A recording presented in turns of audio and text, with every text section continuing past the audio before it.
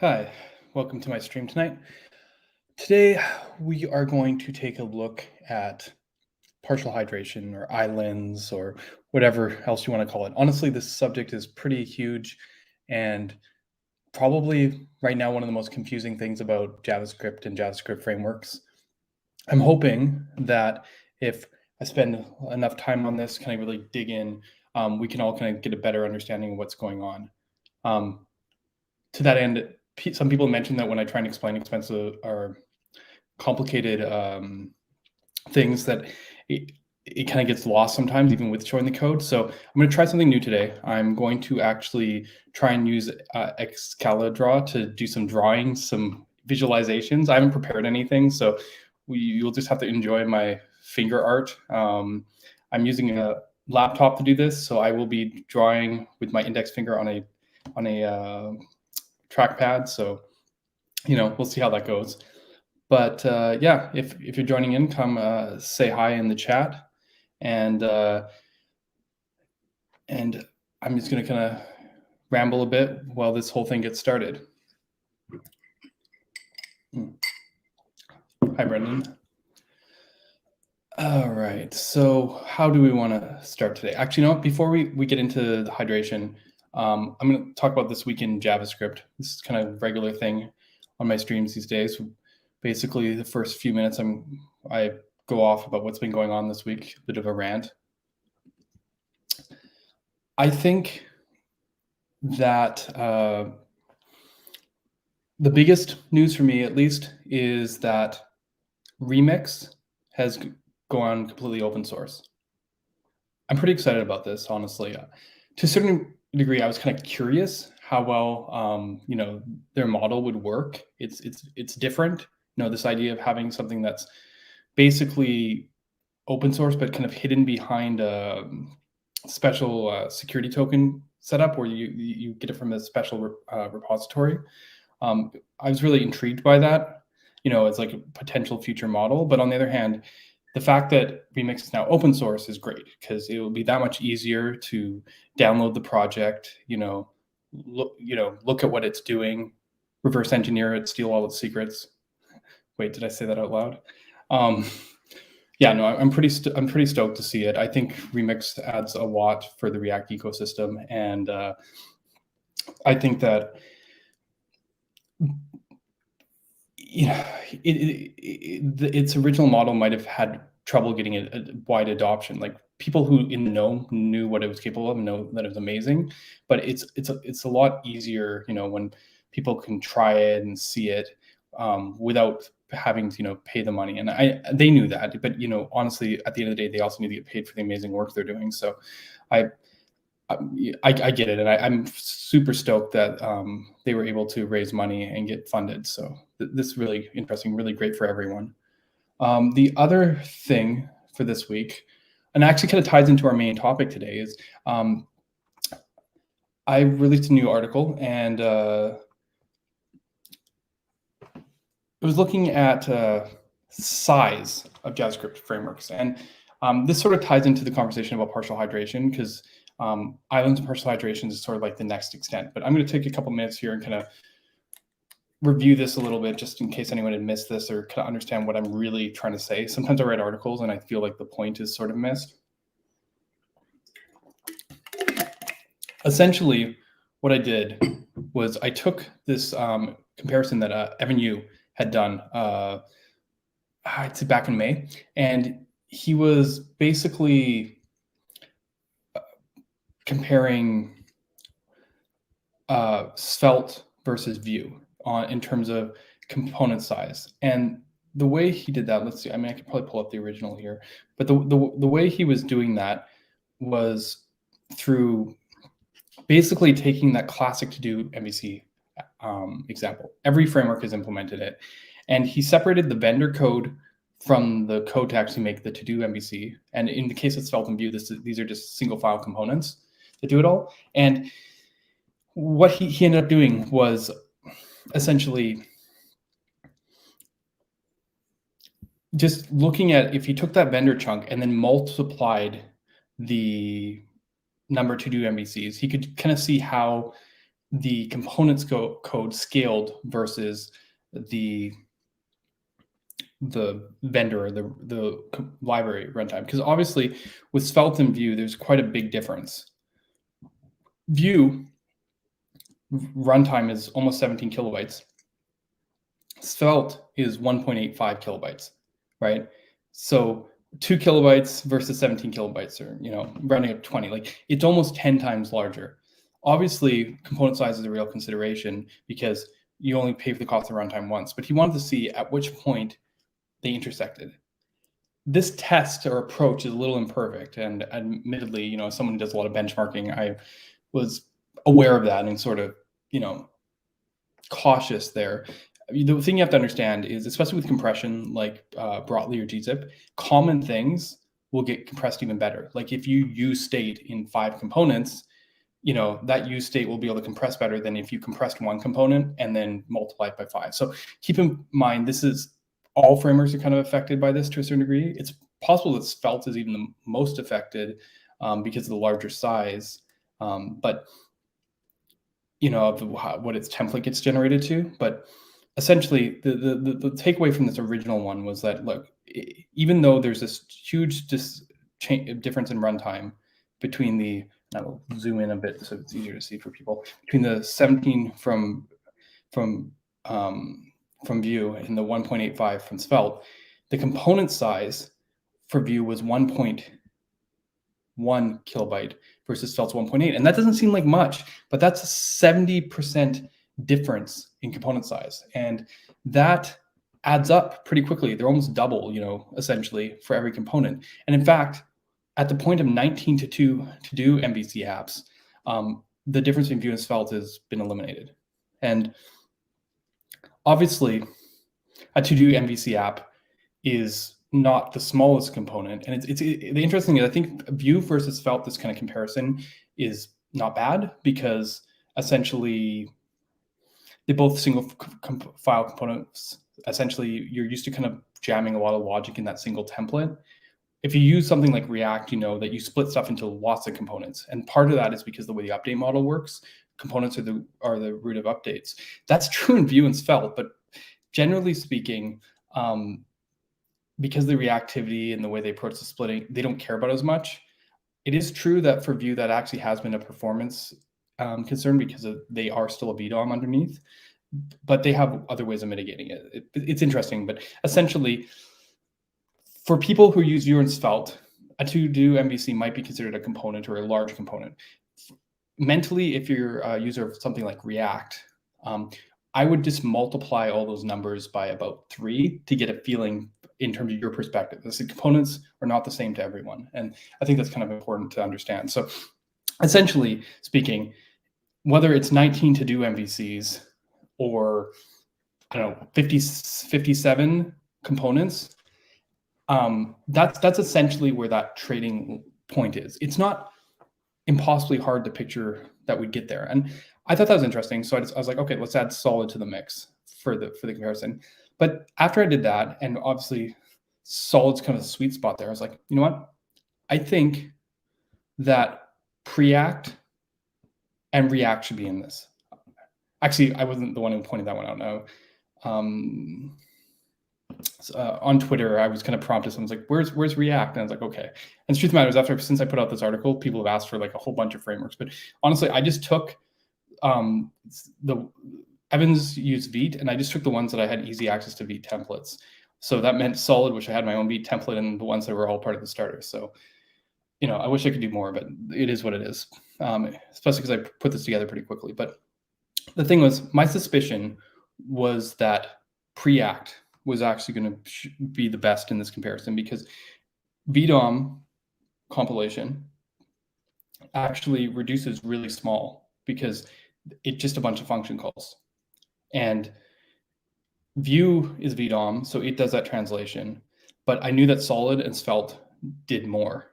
So there's more to this comparison, obviously, because state management makes a difference. Like libraries based on mutation have less code. Immutable stuff, you do all that structural cloning, like spreads and stuff. I can actually show you exactly what I'm talking about because I ended up having to implement React and Preact myself. And the reason for that was, let's see if I can find Preact example here. The reason for that was all their official ones use classes. So their actual to-do MVC examples were pretty large.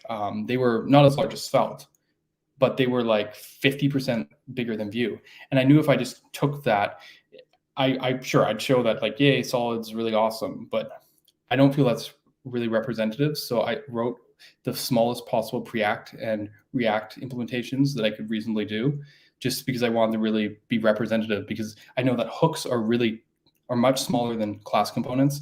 And I know that the JSX compiles smaller. So I knew that I'd be able to optimize it. So I took the Solid one. But what I wanted to point out here is that, let's see here if I can show you like a state change. Yeah, look at what it takes to like remove or edit a to-do in Preact or React, right?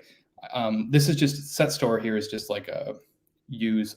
I copied some Solid, some of the naming's wrong here, but it's literally a use state. Just so you have that reference. But essentially, if you have to edit a to-do, you basically have to map. I'm cloning the state, mapping over the to-dos, finding the one that's the one that I want to edit, and then merging the values together. This sort of structural cloning is actually fairly large and something that's pretty common in these kind of immutable libraries, right? So you can immediately see the difference in this code. Like honestly, the JSX compiles really tight, which is why they're small. But this example, 223 lines or whatever for Preact and React, like they're in that kind of range. Whereas like Solid, which is basically the same, but a couple differences. It uses components for control flow, and it has this nice store like syntax, which is closer to mutation to kind of compress it, where it uses this path syntax to do stuff. Ends up compressing like much nicer in terms of writing less code. Now, in this, because of how powerful that syntax is, Solid actually might be in contention with Svelte for writing the least code, but you can tell when you get into Svelte or Vue, stuff like mutations are like, where's our remove to do? Item, slice, concat list, yeah, like, or where's edit? Edit's probably the best one if I can find an edit one. They might be doing it, handle edit, no, submit, filter. I didn't really review too closely what they're doing here on the Vue or Svelte one, but let's see if we can find it. My edit to do in this example is like when you toggle.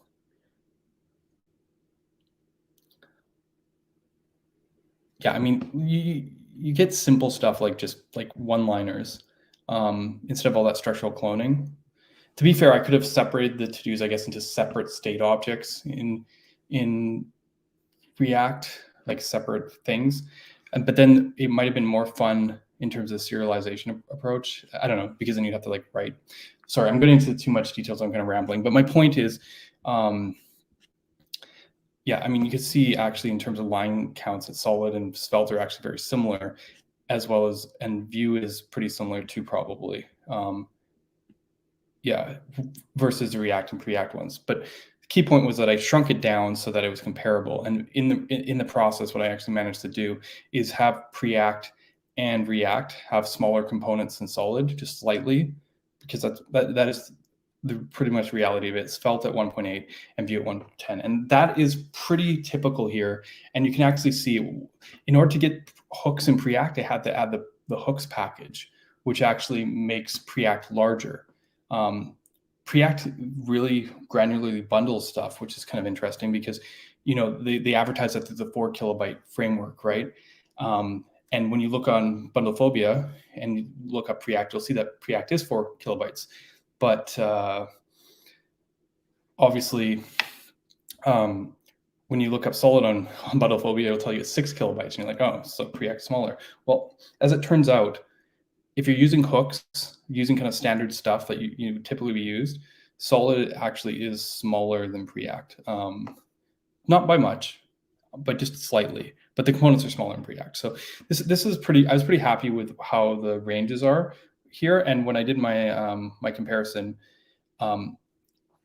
you could kind of see that Preact and Solid really stand out in terms of size through most of the range. In the beginning, Svelte is smaller, but once you get to 5 components, Svelte is already bigger than these two. And once you get to like 20 components, Svelte and Vue are actually the same size. And by the time you get to between 40 and 80 somewhere in here, Svelte has overtaken React, surprisingly. So it's interesting how size scales. Now, these are to-do MVCs. Do you need 80 to-do MVCs on your page? I mean, some people are kind of thinking, oh, well, I have a big app, then Vue's got to be the way, right? The thing is, once you've loaded the initial page, you're kind of scot-free. Like, not every internet connection is the same, but you essentially have at your fingertips the ability to choose when you load that JavaScript. You're not blocking anything. People are just doing their stuff, and you can kind of go, oh, I'm going to preload that. Or like, basically, even if it takes, I don't care, it takes 5 seconds in the background, unless someone like immediately clicks as soon as the page loads, you're okay. And obviously people have data considerations, but none of these frameworks are that big in a reasonable range. Like how many to-do MVCs do you need on an initial page, or even on the second page, like how much do you have to actually load in a single chunk? And I'm pretty sure the answer is not 80. I did kind of do the inflection point analysis if anyone's interested. And basically, Preact was quite impressive. I said Solid and Preact are like neck and neck pretty much until about 40, they start splitting. But like in the end, it's like a couple kilobytes off. Like no one's going to sweat over it. But it means that basically from 0 to 3 to-do MVCs, Svelte is the smallest. From 3 to 10, Solid's the smallest. From 10 to 113, Preact's the smallest. And then if you have more than 113 on the page, then Vue is going to be the biggest. Basically, after that point, React never intercepts with anyone. It does intercept with Svelte and Solid, interestingly, as we already saw Svelte and React intercept. Right. Whereas, Solid, it's 1,080 to do MVCs. It's pretty much never intercepts for any point. You can be confident if using Preact or Solid or Vue, they just never intercept. Yeah, this isn't about the community, and I'm glad that the narrative has changed about Svelte to a certain degree, because when it came out, this was the whole narrative, disappearing framework, fastest performance and stuff. It's hard when you come up with a framework and you're like, I'm the smallest, I'm the fastest. That's a lot of pressure. Someone is going to come out who's smaller and faster. It's just going to happen. It's an inevitability, right? So marketing yourself on those points is pretty dangerous, because if someone does, it's like something that takes away a little window to your sales because that was your selling point. We every time someone tries to sell on performance, give it a little time and someone will come out that's faster, or kind of shows them up. And I'm sure some of you are like, but Solid, right? Like, isn't that what you're selling it? I guess so. I made maybe the same mistakes at the beginning of doing so. I feel okay with it a little bit, mostly that Solid's approach has been the fastest for frameworks and benchmarks for about 5 years now. I basically, like I mentioned before, I wasn't the first person to use this approach. SJS and Surplus was.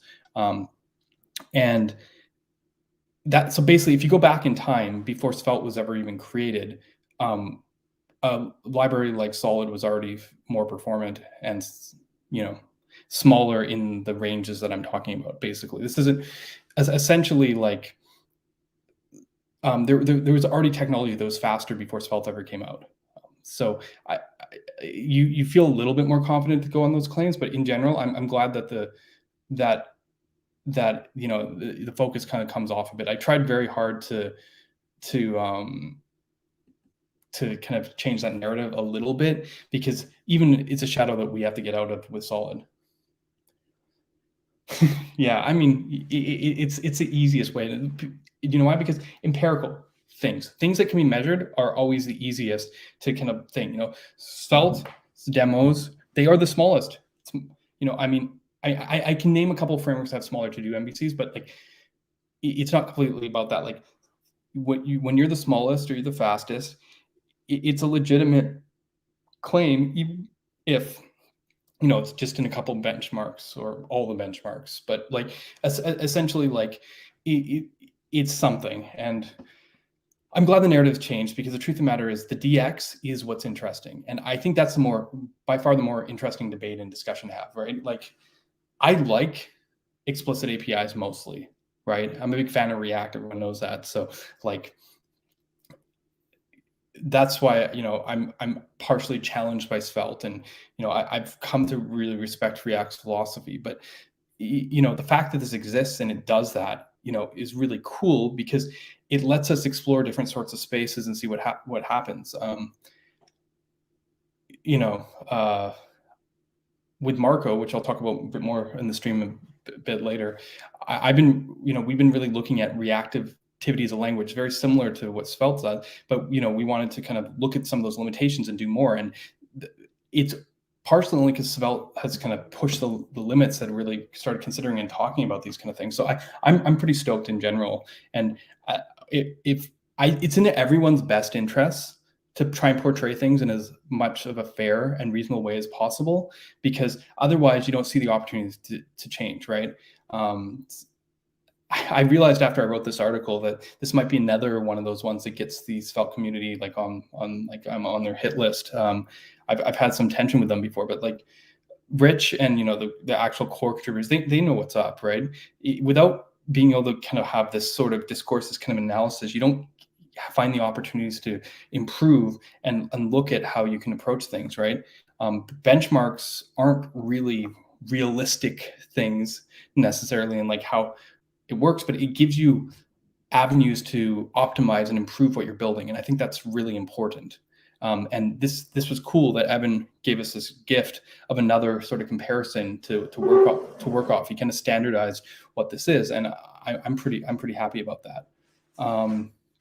Generally, though, I realized that the most valuable piece of this analysis would actually come from reversing the table a little bit. Instead of going like, how big is n number of to-do MVCs? Because I said, you don't know how many to-do MVCs you necessarily want.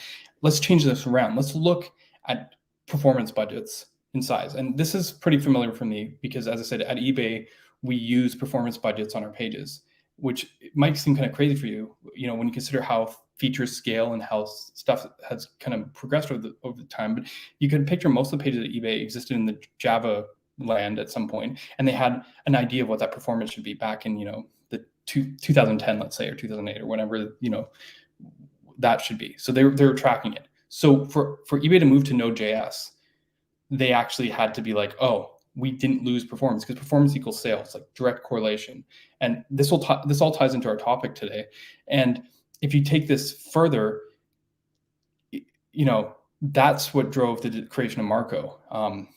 Was looking at how can we keep those performance. So it's all the way till today, 2021, we still aren't regressing from the performance budgets that we might have set, a decade ago. So this table I found really interesting, because what should we be targeting? We're talking just framework and component code. Honestly, a lot of code is third-party libraries. Sometimes it's formatting like Moment and Lodash, but it can also be, like the tricky part when you build a single-page app is you end up like pulling in routers and Apollo and whatever other stuff you need to make your framework run, and that actually takes a bigger chunk out of your code than just your code and the framework code. But so we should be looking, at smaller numbers on this side, and that's why I worked on this range, because the truth of the matter is, for initial page load, which I said was the important part, we shouldn't be getting bigger than this. And what's really cool, and the kind of conclusion that I wanted to all kind of get from this sort of analysis, is that even on let's say the upper end of 100 kilobytes, at this point in this range, all the frameworks are kind of the same. Like sure, Vue, Preact, and Solid get about 30% more to do MVCs, but like Svelte and React are almost identical. Like you got a good amount of room here, right? It doesn't really matter. Like, what's the difference of a couple more components? Like, we're talking like 10 kilobytes, 20 kilobytes. That's not going to kill you too much. You know, you should be looking at the other way, like less components rather than getting too big.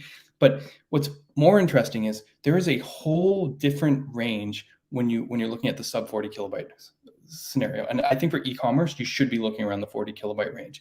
Basically, at that range, like React is just not even a viable option. Like, you might as well draw an X through it. Three to do MVCs, you probably can't do enough.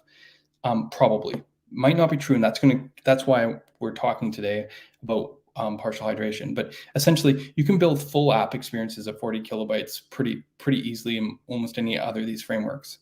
And that's still kind of with this to do, or from this single page app perspective. And that's really what I want to get into today, because this conversation about partial hydration and about islands is really an extension of the debate that's been going on for years and on Twitter and whatnot about single page app versus multi-page app, right? People have been getting in on that conversation recently and kind of championing. It's a hot subject. I really enjoyed, I mentioned last time, Rich's video where he gave a lot of good examples of the differences in terms of like real world things you'll feel and challenges with going with either approach. But the truth of the matter is a lot of those can be mitigated, or depending on the type of app you have might not matter. Like, are you building an app? Are you building a website? There's different feels. And even though this is a whole range of possible solutions, essentially there are different, there can be different objectives here slightly. And while I agree, looking for the one tool is the way we should be going, we're not really there yet. As much as, you know, some of the spot frameworks are kind of me tooing in right now and being like, yeah, we care about your JavaScript, and they do. Like, look, they're small enough. Like, Preact, Solid, Svelte, 20K range, like even 40K range, they are small enough to do a lot of stuff as a single page app. If you're scaling that to something bigger, you should be, and page load matters, you should be thinking about other ways to reduce JavaScript, and multi-page is not a bad option. So that's kind of the preamble to get into the conversation today. We will be getting started now, and I'm going to kind of shift this over to this whole topic of how should I put it? Islands or hydration or whatever you want to call it, because that is really the core of what our discussion is today. It's basically this concept of shipping only parts of the page that are interactive. And there's a lot of ways to do that, and there's a lot of confusion, and let's try our best here to clear that up. To do that, I'm going to actually go a little back in time. I keep on talking about my age because I feel very conscious of it. Web dev came up with myself and my generation, so to speak. I built my first web page at probably about 11 years old, maybe 12 years old. And honestly, within 2 years, when I was 13 or 14, I was building websites for local businesses. For me, I was building websites for my band and bands I was in. And I started playing bands when I was about 12 as well. And everyone needed a website. That was the thing. The reason was, this is 1995, 1996. Every business needed to get on the web. And honestly, it wasn't hard to do, right? Websites were a little bit more than static pages. And as I said, forgive the history lesson if you're already kind of familiar with this stuff, but it's important for what I'm getting to. And essentially, all we did was create a folder full of static HTML pages, and we just write in our HTML code, FTP it up or whatnot, and essentially people just go to the site and load the page. And most of your experience was actually based around the landing page. Like if you had a hot page, you basically had like an image map, it was called, where you just put like an image on the screen and it had links built into it and you kind of layered it on top. And that was like the epitome of where you wanted to do it. Otherwise,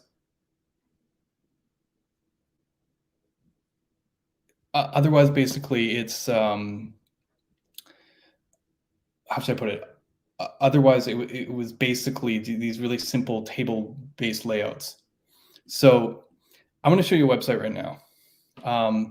This is Space Jam, and actually my band had a site very similar to this. You can see it's the image map for the links, and essentially you can see 1996 Space Jam came out. This is the epitome. Like usually maybe you had a counter to see how many people visited the site, but you know, clicked here and look at this wonderful page. Got some table layouts, awesome colors, cool background. This, some people look at this like how retro it is. Like literally every website was like this. I think I tried to find my Mr. Solid website on tripod. And I think I took it down with a redirect link. Yeah, damn it. But you could even tell by the font colors in the background here that like this is the time period that that this stuff was going on. And there basically people were happy with this. For some people, this was like the high point of web dev, because literally you just throw some files down, maybe wrote them up in Notepad, and like you were on the internet. You know, a 12-year-old could do it. And the hardest thing that I actually came across was something called a guest book. This was super common in these older sites, and you don't see it much anymore. But essentially, it was a way for you to write a comment and have people kind of like just like say like I was here kind of thing, and like have a bit of a discussion. And suddenly your static site wasn't good enough, so you need to come up with ways that people could, you know, take a forum post and then rewrite your HTML file, and then now that be the new page that you serve out statically. So site's still static, but when an end user did an action, it would actually rewrite the HTML static file on the fly, and the next time it reloaded, you could see the new comment. And that was kind of what we're doing. We used there's like a CGI bin, and we use like Perl scripts to have it write the HTML. So a bit of a history lesson. But that's kind of like the web from like 94 through 97 kind of time period. Just these kind of sites, maybe a guest book for some interactivity, where you had these Perl scripts. Obviously, we needed more interactivity, and Perl, you know, evolved into, you know, PHP and .NET and whatnot. And I programmed web during that time period as well. Essentially, the rise of server rendered pages, which aren't too different from this. The only difference is now suddenly when you refresh a page, it was on demand. Instead of serving directly from a file system, you'd have a server capture that response and then render the HTML and send it up to you. And I'm sure everyone's, you know, familiar with this kind of mentality, but basically the funnest thing about this, and sometimes you can find some like old websites, maybe some government sites, less so common now, but like travel agencies I used to work on too, where you can picture something like, do we have like an Airbnb kind of scenario here? I don't actually, yeah, see these cascading drop downs where you like go, let's select a location, Miami, not nearby.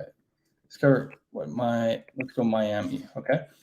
And you change it, and then you can see what dates, and then, you know, you do all this, and then you change your information.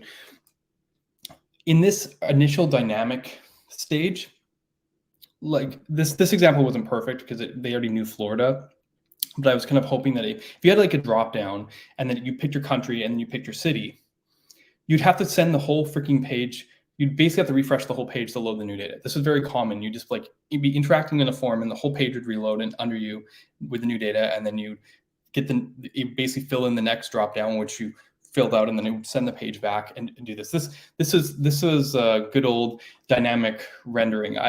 It would be hard to find a site that awkward these days, honestly. And I'm glad we're kind of past that. But essentially, this is like Rails. Like that was what it was. Like Ruby on Rails was like big during that time period, because essentially let you scaffold your app really, really easily and really, really quickly. If you've ever seen the video from DHH, it was like amazing. He showed how you could build a whole app with like database and everything in like 15 minutes. Going a little bit further, and it's important to have this historical context, because otherwise you don't really get where the MPA argument's coming from a bit. We kind of realized that sending the whole page was really bad, honestly. As much as people didn't, but we had a problem. This second generation of web developers who now kind of coming in kind of enterprisey didn't like using JavaScript. They thought JavaScript was dirty. It was like, not for real programmers. I'm dead serious. And essentially what ended up happening was they're like, okay, well, how can we make our page not completely reload every time we change a dropdown? And essentially, we at the same time that JavaScript got AJAX, or asynchronous calls in the browser, to be able to fetch data after initial load and do this asynchronous data fetching, they're like, okay, that's our solution. We can take our server rendered app, and instead of rendering the whole page, we can render a partial. And maybe this is just easier to visualize than anything. So I'm gonna try my hand here at Acceladra. Let's pretend we got our page here, right? Sweet, we got a page, and essentially you might have on your page. I mean, this one isn't as hard to imagine, but maybe you got your header. Maybe you got a footer, and let's add a sidebar. And what else can we do here? And let's add maybe a banner section, a nav bar, and a content section. Okay. Now, pretty typical website, let's say. Generally speaking, what would happen is, let's say you created second. I love how you can actually just clone it. Let's say you created like a form on your page here, right? So you got some input fields, right? And essentially what you would do is you'd server render the whole page, right? And this would all be done in your Rails or C# or whatnot. But you might have broken your page into partials or components. So let's say this whole section down here is a component, right? This content section. So basically, if you select something on the dropdown, and then you needed to have a cascading dropdown, let's say, that has a dependent value. So this is the first one, let's say, is country, right? And then this one is city. Essentially, what you could do is define this component as kind of like a updatable panel, let's say. And this I'm going to use .NET's approach here, but essentially what they would do is when you update it and you realized you needed to get new fresh data, it would basically send a request to the backend going, I need this partial, and it would send the data related to that partial to the backend, and then the backend would send back just the HTML for this partial and the new updated data, maybe some updates from the database, maybe the missing data, and then it would replace this panel with JavaScript, with the new HTML and the new data that you fetched. But basically, you could write your code as a server wrap and then have it just replace this little section when you do the dropdown. It was still clunky as hell because you have to restore focus. And I mean, I guess with a dropdown, it's not too bad. You drop it and then you're done. And then but essentially they basically had this way of just replacing the section of the page. And this is not new technology. This is like 2006, they were doing this. And that kind of became the de facto way to solve this for a time being. The problem was it was still clunky as hell. It was still slow because you had this problem, like if this form needed all the data on the page, like maybe this is a user section with all the information, and like you'd be serializing and sending back this data back and forth like a ton. Like it got nasty. I worked on some really big nasty .NET projects, and this was like the way like they did it, because you didn't have to write JavaScript. You could use your backend templating language here to define some controls, and then they'd be like, oh, on click, refresh, like redraw it. Like you could keep your server side mentality and have it just replace these sections.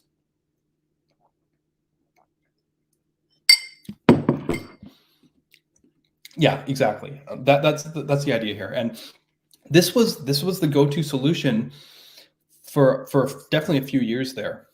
It's funny because when I see Turbo, and I know they've got better at this, and I see like what the Rails community is doing, it's a variation on this.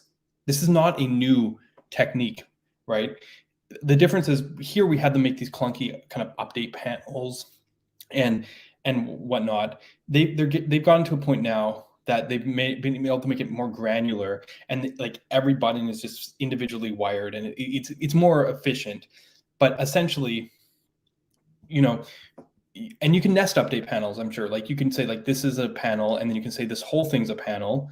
Yeah, let's me get another color so I can show you what I'm talking about. Like, right? Because like, sure, this is a panel, but then maybe this whole thing also is a panel. And you can kind of see how you can kind of onion it, because if this whole thing's a panel, you can, when you navigate, you can replace the page, and basically you can keep the server render stuff on the outside that didn't ever change. And you can do this all with almost writing no JavaScript, right? They've kind of improved it a little bit now, because their approach is using libraries like Stimulus or Alpine to kind of just add some JavaScript for like some forms or stuff, like little increments. But the challenge and difficulty with this approach is essentially you have two apps. You have your Rails app, and sure, these partials work well, but enough. But when you want to like have the interactivity, now you have a Stimulus app or an Alpine app on top. And that's, as I said, nothing that I've seen in the last decade makes me want to go back to this. I mean, it's fine. They're really stoked that we're looking at the server again. But this is, as I said, people got lost at their different time periods. For me, I'm a little bit of that old school guy who like fell in love with the Space Jam time period. I love that I could just like view the source and see the JavaScript. I make fun of it a lot when people talk about going back to no tools, because I don't think that's practical. But like for me, that was web dev. You just throw some JavaScript on the page and a simple HTML. This phase, for me, I call the dark ages. That's pretty strong terms, but it was when I got started professionally. The convolutedness that we went through to avoid JavaScript was insane. And picture having sites basically designed to do full page reloads, and then running different paths partially through the same code in order to have it run partials instead. They've made things a lot better now, and there are use cases for this, but I just wanted to kind of highlight, this is, when people are talking about Turbo, it's basically the next step on this, making it smoother, or even Phoenix Live View. Essentially, the ability to kind of stream in and replace in parts of the HTML from the server, basically what they're calling the smart server technologies. It's fine, but there's a reason people like REST and they like statelessness. This is an approach, but it requires the network to be like in your back pocket. And I think there are times and places, and the whole MPA argument is saying that, it's okay to reload pages. But if you're trying to make an app, doing stuff in JavaScript is just going to be better. Like it's going to be faster.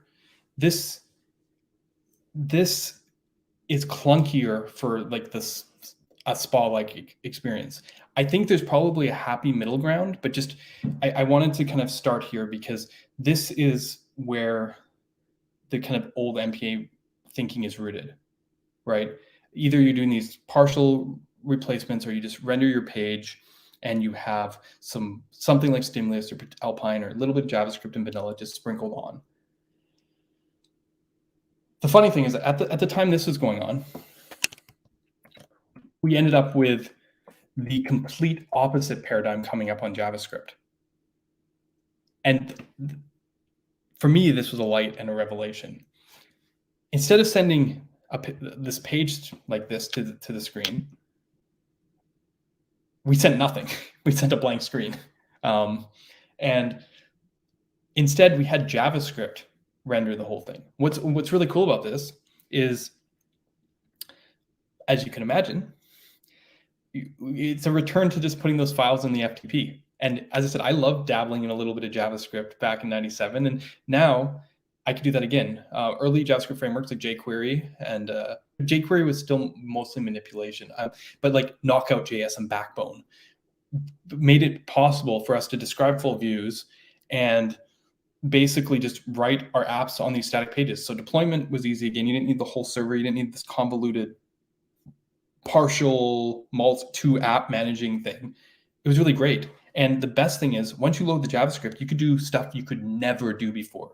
Like just, because the Ajax, you could be like loading data and replacing stuff. Changing this dropdown to get to this dropdown happened kind of seamlessly in the background. It was like magic. As I said, some people on the MPA side will be like, oh, split dispositories, improve the user experience by like 5%. There was an article I read recently that said that. It was quite comical. No, like for this kind of stuff, or like really interactive things, your Twitters and Facebook's world, it's game changer. And that was all fine for a while. So basically, so far I've introduced 3 mechanisms. Actually 4 mechanisms. Completely static, where you just had these rendered pages in a little JavaScript. Server rendered with the same. Then the sort of update panel, replace sections with HTML approach, which, is essentially, I don't know what you want to call that these days, like the turbos of the world and the Phoenix Live views. And then client-side rendering, where you send a blank page essentially and have the browser draw it. As you can see, there's a lot of ways to make websites. As someone's saying that it's a what do you call it? A spectrum. They're not lying, but it's a little bit trickier than that. So this was fine, and it was the status quo for 5 years. We basically had this renaissance on the client side of different technologies to do better client-side rendering, and then all the way through to React. So I'd say from like 2009 through 2014, 15. By then, most of the other lower, less popular options kind of died off. We basically had like crazy burst of frameworks and technology and new techniques. That time period was one of the funnest to kind of develop through, because there was no single thing that was totally oppressive. So any framework goes, and it was very Wild West. Solutions were missing, so you could just kind of build what you want. And also the time period that I fell in love with Knockout.js, obviously. So we were building apps, so no one really cared, until suddenly everyone cared. Essentially, it got to the point where people were like, well, we want to use this for enterprise. We want to use this for different types of sites. We want to use this for e-commerce, which like things this is not made for. So we went to server-side rendering. So most of you probably seen server-side rendering. Essentially, you almost run the app the same. So you on the server, you run the app and you render it. You send the HTML, and then you run the app again on the client and you hydrate it. The earliest forms of this was like really bad, where we just blow out the HTML and replace it on the client. So there would be like a flicker. The MPA folks will never let you live that down. It has not been that way in like, I don't know, 6 years, but essentially you run the app twice so that you can fill it in. So you might go to the server, grab all your data, and basically render a page, ship the page and the serialized data so that when the client library reads that data, it can basically render the same page. It knows not to actually do any rendering, but it lets it pre-fill all its state so that when you do the next change, it can pick up where it left off. But it essentially goes through this full render process. And this will be important when I talk about some of the framework solutions in a little bit. But essentially, this is what we call SSR these days, if you want to go on the acronyms. This is our fifth method that I've gone over here. I feel like I do I have text here. Can I just like start typing stuff, or does that not work? How do I do this? I'm not familiar enough with this program to know. Yeah, can I go? So we have, oh, pick a better text color, Ryan. Let's go. Static. We have dynamic server render, static HTML, dynamic server render. What was next? Dynamic server plus update panels, I'll call it. Client side render. Let's go JS client side render and JS server render. I think that's all the methods I've discussed so far. But the biggest problem with this is it's freaking huge, and you can already tell you're doing a lot of work. So essentially, as apps scaled, you start paying the price like triple. Like you paid the price. You know, I mean, brackets. This is called SSR, and this is called CSR by modern terms. You paid the price.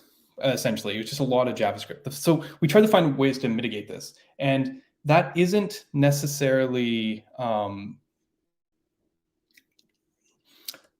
I'm taking this from the SPA perspective first, because there were other technologies developed during this time period, which I'll get back to. But more or less, we're kind of talking about this kind of progression of realizing that as our apps got bigger and more complicated JavaScript, they didn't actually make sense for everything, yet we were still trying to solve it. So the next big one that I'm going to talk about is what static generation, which we call SSG. And the way SSG works is, funnily enough, it isn't that different than the SSR that I just described, essentially, except now, instead of the server doing this on demand, we generate stuff that's more like the static HTML. But once you're in the client, you essentially pick up like a single page app anyways. I've demoed this in previous streams, but the idea here is that you might render your site out to a dozen pages or hundreds of pages, let's say, like a user's page and one for each, or let's use store. You've got like product pages for each product. But once you've loaded the app, you're still navigating. And these are the kind of things very common in frameworks like Next and Nuxt. And essentially, they've invented new terms that you might be interested in, things like ISR and whatnot, but it's variations of just deciding when you do that rendering. There isn't anything too magical about this. It's like, oh, do I render or do I serve this? Regardless of the approach we've taken here, we're still rendering the whole thing in JavaScript and hydrating the whole thing and parsing it and shipping it all and having our single page app. And the bigger and more complicated, the bigger it is. As I said, I showed you the sizes. For small frameworks, maybe that's not a big deal, but essentially same process. We're just choosing when to do the server rendering. So everything up to this point, I think, is what most people are probably pretty familiar with. I know I've been talking a lot about this, but there is a different way and a different approach, and that's really what I wanted to talk about today. And it's not based off single page apps. Like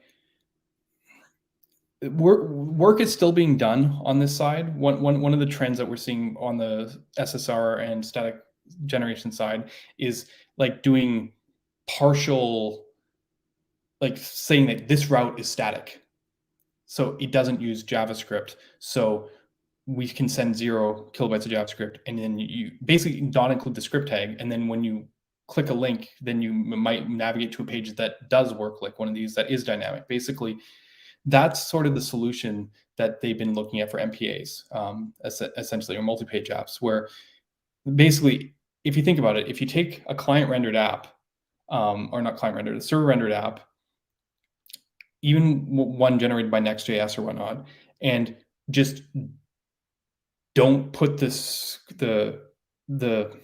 script tag on it, as long as the links and the post forms and all that stuff works, it is still essentially, you've created number one again. You created a static HTML page, so it still works. So essentially, they were just sneaking, or dynamic render, depending. They're sneaking 1 and 2 into 5 and 6 as an opt-in. That's basically the approach. You either have pages that pay the full price, or you have pages that don't. And this is a very binary thing. I've been discussing this a bit on Twitter, and there's a great tweet by my colleague from eBay, who's actually in the stream right now. Hi, Dylan. And essentially, like today, just kind of going like, he kind of mentioned the fact that like as much as the single page app frameworks are working on this and coming out with new solutions, like I'm mentioning in Next.js, it's kind of binary. I think it's a great way to explain it. It's like it's on or it's off. So what can we do differently? Like if you're already willing to say that this page is static and forego all the nice stuff on the JavaScript and all the nice app-like features, can we do better than on and off? And the answer for that is most definitely. So let's start actually looking at the options, and we'll come back to this drawing and update it to kind of get an understanding of how this works. But essentially, let's change gears a bit, unless anyone has any questions right now, and start talking about some specific solutions and approaches to this. And it's funny, I'm not going to cover these chronologically because as much as I'd love to, some of the most advanced solutions here are actually the older ones. So, anyone got any questions right now? I've been talking nonstop for almost an hour. Otherwise, I will just move on. All right. One last look at Space Jam before it goes away. Yeah, really a marvel. Okay, let's sorry, not where I want to go. Let's go to the next section here, and let's talk about Astro. Astro is relatively new, but I feel like this is a good entry point for people who are kind of interested in this whole technology and approach. And it's because Astro is not a revolutionary concept. I love how they just put that right at the beginning. Not enough people describe their frameworks that way. I think that we need a little bit more humility in terms of mind share in JavaScript ecosystem in general. Almost everything's worked based on the basis of older technology. In any case, Astro is based off the idea of using manual islands. And by islands, I mean literally like islands. You can picture an ocean with little islands sticking out of it. If the idea is that you define some static HTML and then you just say put some components in those, and those components are the dynamic interactive parts. I demoed this actually a week or so ago using Solid, but I can show you again really quickly because I just happen to have it open here in the background. Essentially, the way Astro works is you might have a page, like an index page, and they have their form, and you just write some HTML. I'm going to blow this up so you can all see this a little bit better, and shrink down the debug. But essentially, you have your HTML page, you have a document. They have a format that lets you import some stuff. But essentially, this page, is just static HTML. And then, you can just import some components. And in this case, this tour component doesn't get sent to the browser because it's just another Astro component.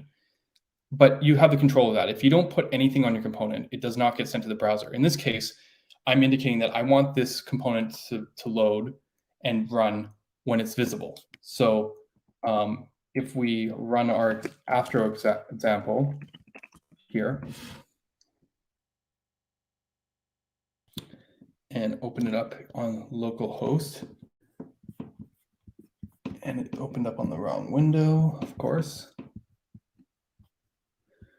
you can see a simple tour, and then here is our counter hydrated by Solid at the bottom, right? Basically, they did not need to send the JavaScript for this whole page and only sent the JavaScript for this one component. Now, this is not miraculous. If you've ever used web components, you can do a pretty good impression of this as well. You can just put the web component on the page. The difference is that web component would be client rendered. I mean, we have other means to do it now, but traditionally it would be client rendered. And what we're doing now with is a little different. We're actually server rendering this component, and then we are hydrating it, but only this one component. And this makes a big difference, right? Because I'm on the wrong window again. That's my luck. If we open up our debugger and we have the network tab going and we refresh the page with Astro, oh yeah, this always is annoying because I'm in debug mode. I have to remember this. If you want to do the demos, you have to actually be in production mode. So let's go npm run build, and I also have to not be should be using an incognito window because Grammarly likes to load JavaScript in all my pages. So we can ignore that for a second. Actually, okay. So it loads a small 200 byte visible JS. Ignore this hook.js. This is freaking, you know what? Don't ignore it. It's not your problem. Let me open up a window here that is not going to do that. And let's reload our page. Here we go. Essentially, let's do it like this. We load a small 200 byte script. Let's disable cache. Let's make sure this is right. 700 byte script to load it when it's visible, but otherwise scroll it to view. Then Astro loads some stuff. Solid loads a small component, and basically we've managed to reduce our JavaScript size on initial load and even in general a lot. And this is huge because we saved ourselves from having to send all the component code for the rest of the page. So like if you go back to our Acceledraw example here, you know, and our use of islands, essentially, I call this approach islands here. Yeah, essentially, we can just pick a piece of our page, maybe, you know, one of these inputs or buttons, and just send the code just for that. And the rest of this just doesn't get sent. And this is not, if you're using a multi-page app where you're re-rendering the whole page on navigation, this is not unexpected. Like if you ever seen like a page on a storefront, maybe you just need the cart to be interactive, and maybe just, you know, the buy now button. Like your links will work because they just navigate to different pages. Your form posts will work. You just need some small interactivity, like to update, add to cart. Essentially, islands give us a really nice way of doing that. And when I was showing off the Astro source code here, you can see that this is just, you basically have Astro files, and then you have the components. And a few new frameworks are kind of doing this, this kind of approach of separating it down. I think it's interesting. This does still suffer a bit from like the two app feel a little bit, because you're like, okay, here's the Astro stuff, and then here's my framework components. It is lovely how you can just like put in components from anywhere and you shrink your size, right? Because if you go back to that original article and comparison I made, like, how many to-do MVCs do you need on your page if you don't have to actually ship most of your page? That's sort of the idea behind islands, and it's really cool with Astro that you can just take React. Like maybe even React small enough. I mean, this is on the fringe, but maybe 40 kilobytes, 3 to-do MVCs is enough for your page to kind of be in a reasonable range. You might be wondering why I'm being so harsh on the size, but just read those articles by like Alex Russell or Adi Asmani in terms of like the cost of JavaScript or this. If you care about people with slow devices, networks, whatever, you really should be aiming to keep that initial page load under 130, which means you should be aiming to keep, like, realistically keep your components under and your framework code under this 170 to 100 kilobyte range. It's just what you should be considering. Maybe if you're making a blog site, who cares? But if you're making a blog site, use whatever is easiest for you, but also maybe you don't need all this stuff, right? Moving on. So that's Astro and that's Islands. And as I said, Astro is the first to kind of come in here in modern JavaScript. It's not going to be the last. You're going to see this because it's hard to make this in a framework agnostic way, and it's really impressive what Astro's done. It is not hard to make this for a specific framework, especially because at least right now, like Elder made the same thing for Svelte. These are kind of restricted to static site generators right now, because that's where they get the most value. Let's face it. Most people building a blog site are kind of like, how easy is it to just, sorry, where is it?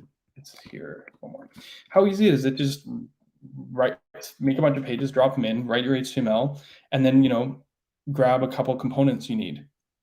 In that case, this is already going to do plenty for you. And I think that's really amazing. But there's a few other frameworks involved here and techniques that are a little bit more ambitious, let's say. Astro is going to be moving to dynamic rendering, and you can bet that, that will, continue this trend. But how else can we send less JavaScript? And that's what's going to bring us to our next thing. I don't know if anyone has any questions on Astro. I can talk a bit more to it, but I did cover it in my stream last week, and you all are probably somewhat more familiar with it just because it's been kind of hyped and talked about a lot recently. The fact that you just drop any framework, this comes up whether you're a Vue user, Svelte user, React user, you've probably heard about Astro. But I've got more to cover. And the next one I want to talk about is a slightly different approach. So Astro had the islands, which are fine, but it was really manual, and you still kind of, the tricky part with islands is once you denote something an island is an island, like maybe this whole section here, or maybe this whole block here, you're kind of done. It's stateful, it gets shipped. You have to send all that JavaScript. What if you aren't so fortunate to just have a few individual things that you need to hydrate? What if you need to hydrate, different portions of the page that are more nested, and maybe there's some state up here, and it's that you can rearrange your components through projection to solve that problem. And I'm going to show that in a bit later, but maybe there's a different approach. And that other approach that is quite innovative, and I want to talk about a bit today next, is it's Qwik. I don't know if as many people have heard of this one, but essentially, Misko Hevery, basically the creator of Angular, left Google, joined a startup as a CTO to basically build a new framework from scratch. I mean, if that's not exciting, I don't know what is. Yeah, obviously, I've never been the biggest Angular user, but to make that decision, that life change to kind of move. I mean, he obviously saw an opportunity, and I do see that opportunity myself, right? It works for Builder.io, which is kind of a CMS setup where it lets people use low code to kind of build sites. And the whole idea is there are a lot of businesses looking for efficient websites right now. Ever since Google's made their page score rankings more important, there's more people looking at charts like the one that I made and kind of going, okay, is this going to be good enough to get that SEO ranking that I need? And Builder, being like a builder for people making those sites to make things easy, was like, okay, we need to get ahead of this. We need a solution that is the absolute best at getting lighthouse scores. And honestly, the approach they've taken is probably the absolute best at getting low lighthouse scores. They've taken the secret to the Astro, and maybe I should make this a little bit more clear here in my thing. These are basically manual, lazily loaded islands. That's the approach that they use. Essentially, I showed you, like, you define these islands and you might not even load them at first, but hover, scroll, whatever interaction, we're going to lazy load these predefined things when you do. But what they've done is they've basically said that the hydration and JavaScript loading points are the same points, and that it works fine. But that's basically the restriction they set. It keeps it easy, but if you want to get that last little bit, we need to break things apart a little bit more. And that's sort of where Qwik comes in. Qwik is probably going to be the most confusing approach that I'm going to talk about today, because they use some new terms that you might not have heard of, like resumable hydration and HTML first. Like, what does HTML first even mean?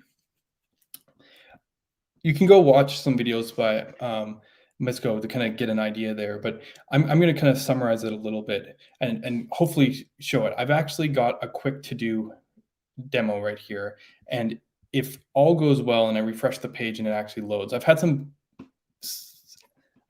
inconsistent luck here with Stack Blitz. It's really cool, but sometimes it just doesn't work. So let's hope that we actually get what we're looking for here. Essentially,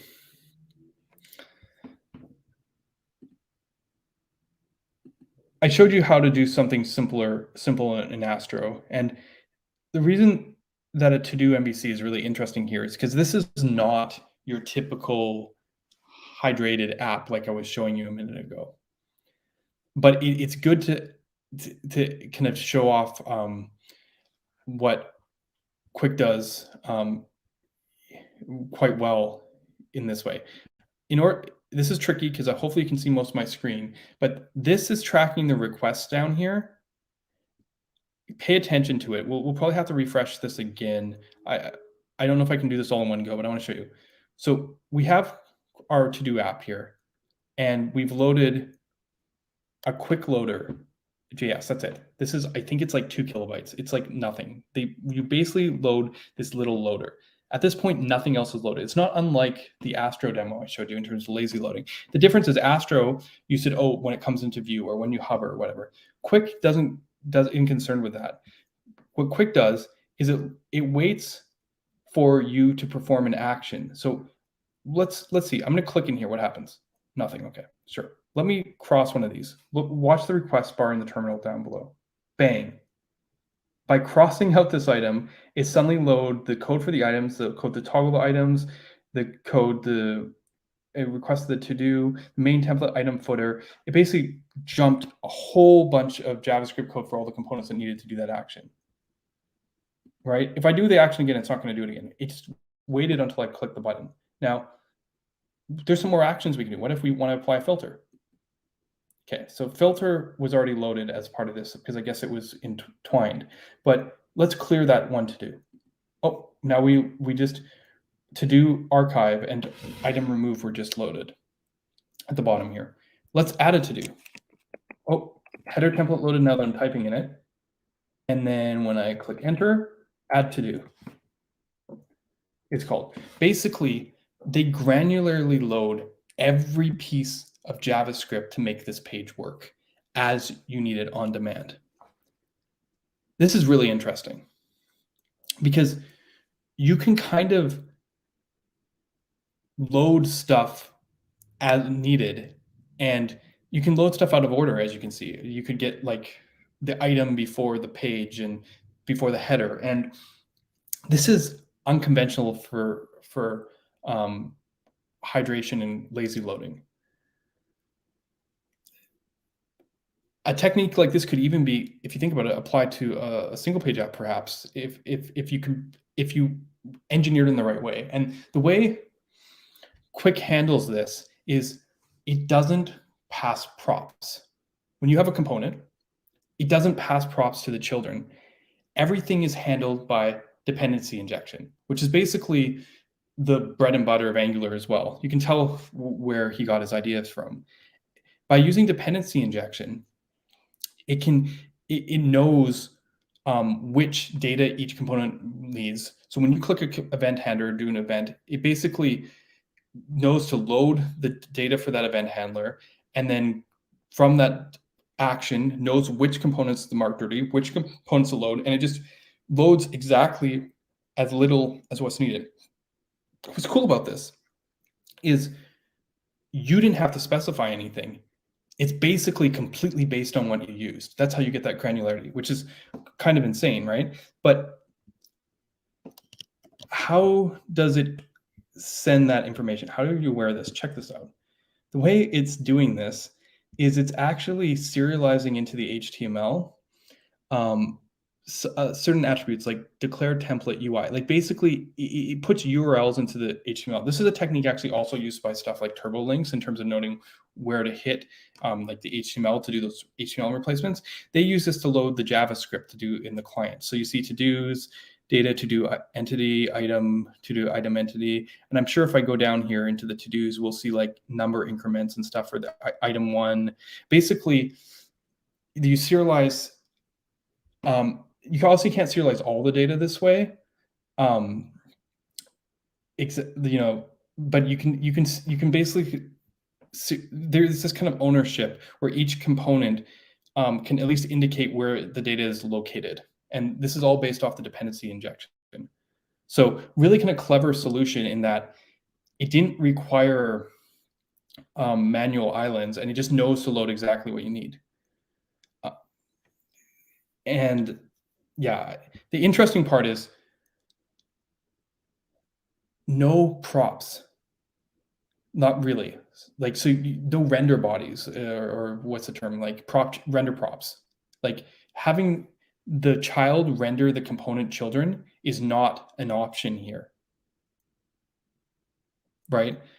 And that they're working through those kind of challenges to figure out the best patterns. But essentially, this is a perfect example of like experimentation to figure like out what we can do. I feel like this is intermediate stuff. If you know the people from Builder.io, they build mitosis, which kind of started its life as taking something very similar to solid syntax, basically, to generate components in any framework. I've often said that reactivity is a language, and that the API for solid primitives or basically could be extended to generate any sort of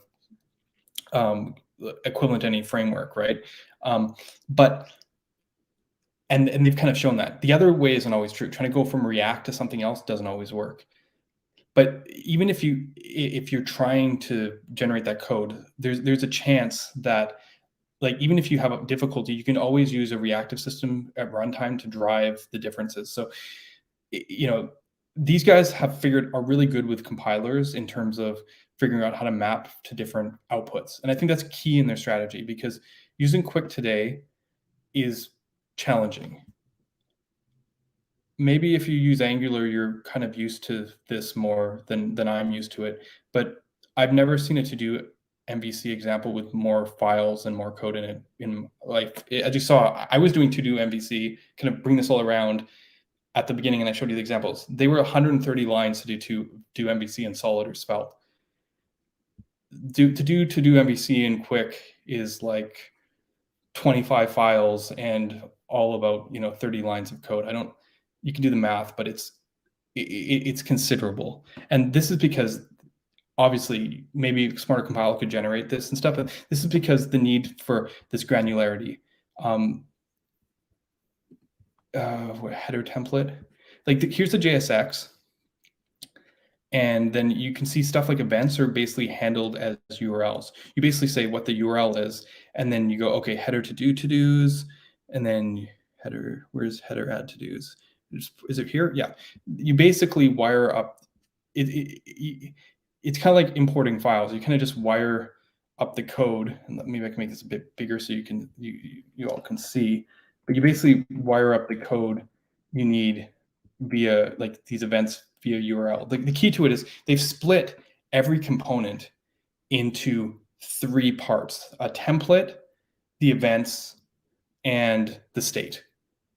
And this way they can be all loaded separately as needed. And this idea of code splitting component is actually really important, really powerful with this approach if you want to make things more granular.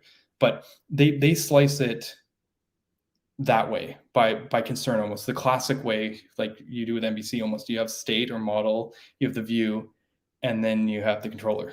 That's essentially the way that they slice the components here. And as I said, it's a very powerful effect when you can do these demos, because you can literally load nothing and then just load exactly what you need. And the app actually doesn't have to do any kind of smart analysis or manual. It just works.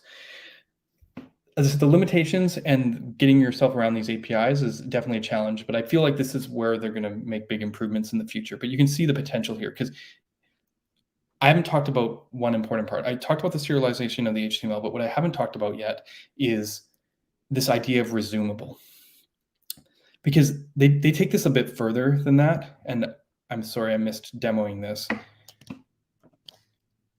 Let me see if I can get in here, inspect. Read quick docs. Can I edit it? Yeah. Look at this line here, or not here. That's the text. Let's see what happens as I edit this. I don't know where it is. Obviously the HTML is editing, but there should be an opportunity, maybe data item 1. Oh, there's a bug. It's airing out on me. What I wanted to show is they actually serialize the state back into the HTML, but which is interesting if you were ever to resume that page. I don't know if that's a common use case per se, but the whole idea with the resumable is because they serialize the data aggressively at a per component level. This is so they can hydrate things out of order, so you can basically not need to run the parent. This is why they have the dependency injection, why you can't pass children through, is they can go, okay, let's just hydrate this component and not hydrate the parent. They can do that because all the inputs are actually serialized into that template. All the props are serialized. In this way, they don't run any code on hydration, more or less, because they're just we have all the data we need. The next time the component runs, we'll just rerun the component using the inputs that we've already serialized and the state. It's an interesting approach, because to me, it's granular, but it's kind of hybrid in that it uses almost like a VDOM and JSX. So while it does less work at hydration time, it needs to recalculate everything when you actually make a change. So it's interesting.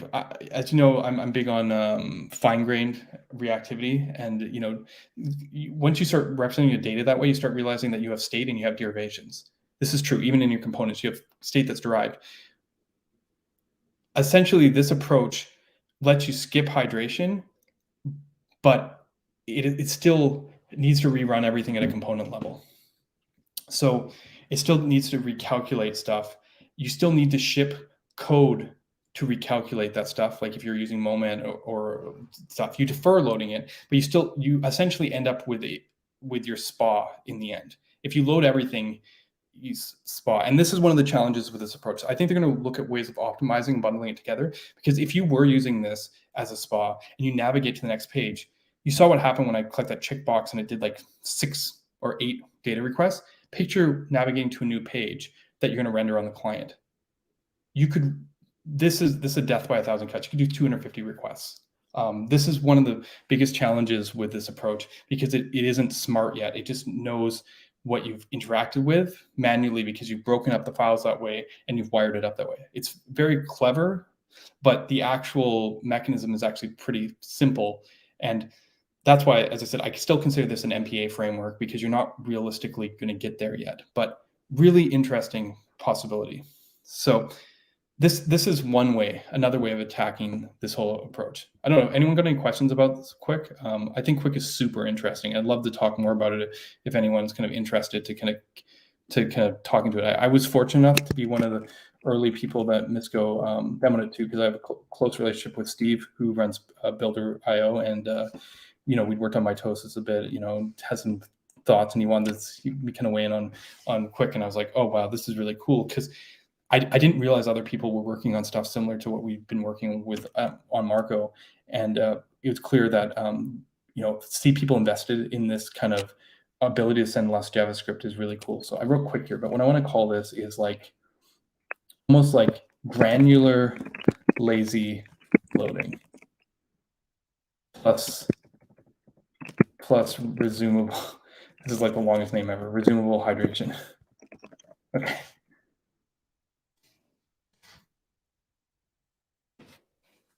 Hopefully that all makes sense to everyone so far. I mean, that one is complicated.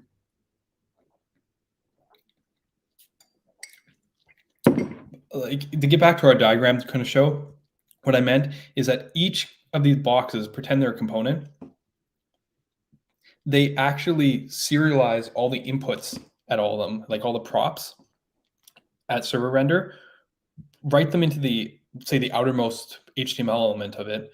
And some of those props, it's dependency injection. So if they own the state, or own the props, like they can just write it in. But if they can basically trace it back. So if you have an item that's been used in 3 different components, it can point to that single location, so they all know that it's the same piece of data, so that when it updates. It's kind of like reactivity. It's like granular reactivity on top of a coarser component system, but it's not coarser. It's a split the other way.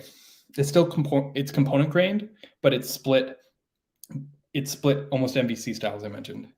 As I said, a little bit technical, but hopefully you can get a feel for what this is doing, because this is arguably today one of the only ways I could picture easily, not easily because of obviously the trade-offs, but going from a MPA to a SPA. As I mentioned earlier, stuff like SvelteKit or Next aren't really addressing this. They're just kind of going, turn off the JavaScript here. This actually lets you do out of order hydration, which is crazy.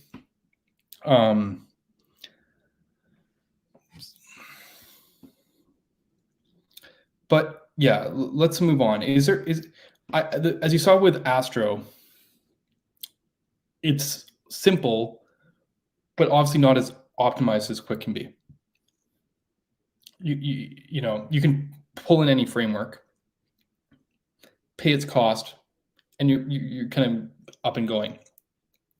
Qwik, they had to completely design something from scratch to be able to fit these requirements. But once it's working, it's kind of amazing. The last, maybe not the last approach I showed today, I'm trying to decide if I want to talk about React Server components, because they sometimes get thrown into this conversation. But React Server components are not unlike Astro, except you have the ability to nest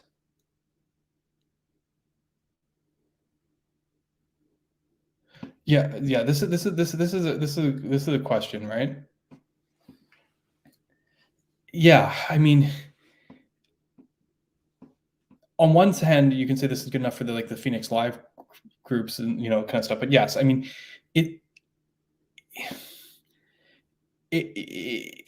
there's a balance here. If you aggressively lazy load everything, yeah, there's, I mean, obviously with HTTP2 we can do like more requests at the same time and parallelize stuff, but then you don't get to leverage the browser cache. Like,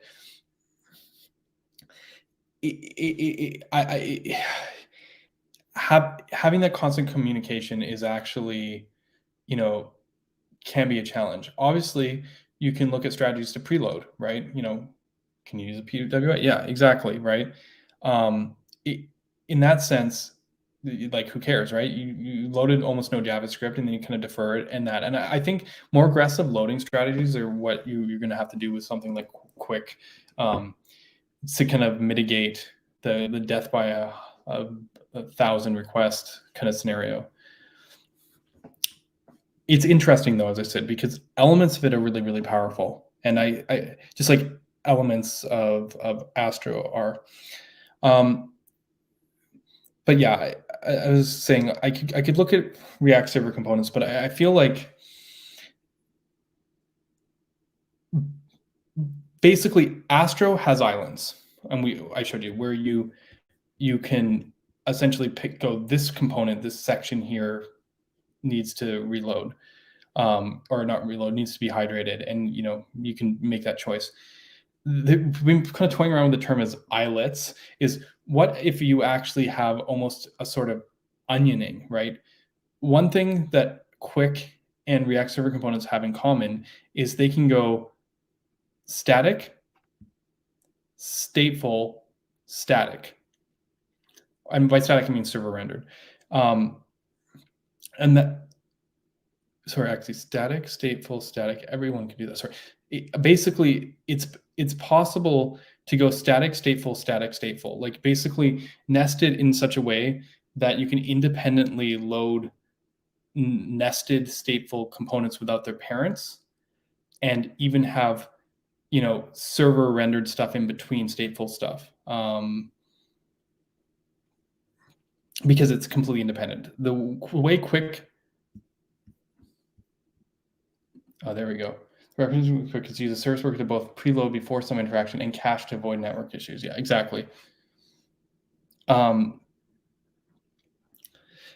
What I was getting to is both this and server components, because the way React server components let you re-render sections on the server, essentially they have strong stipulations in terms of what, those ones not being stateful versus being stateful, and basically handle those boundaries explicitly.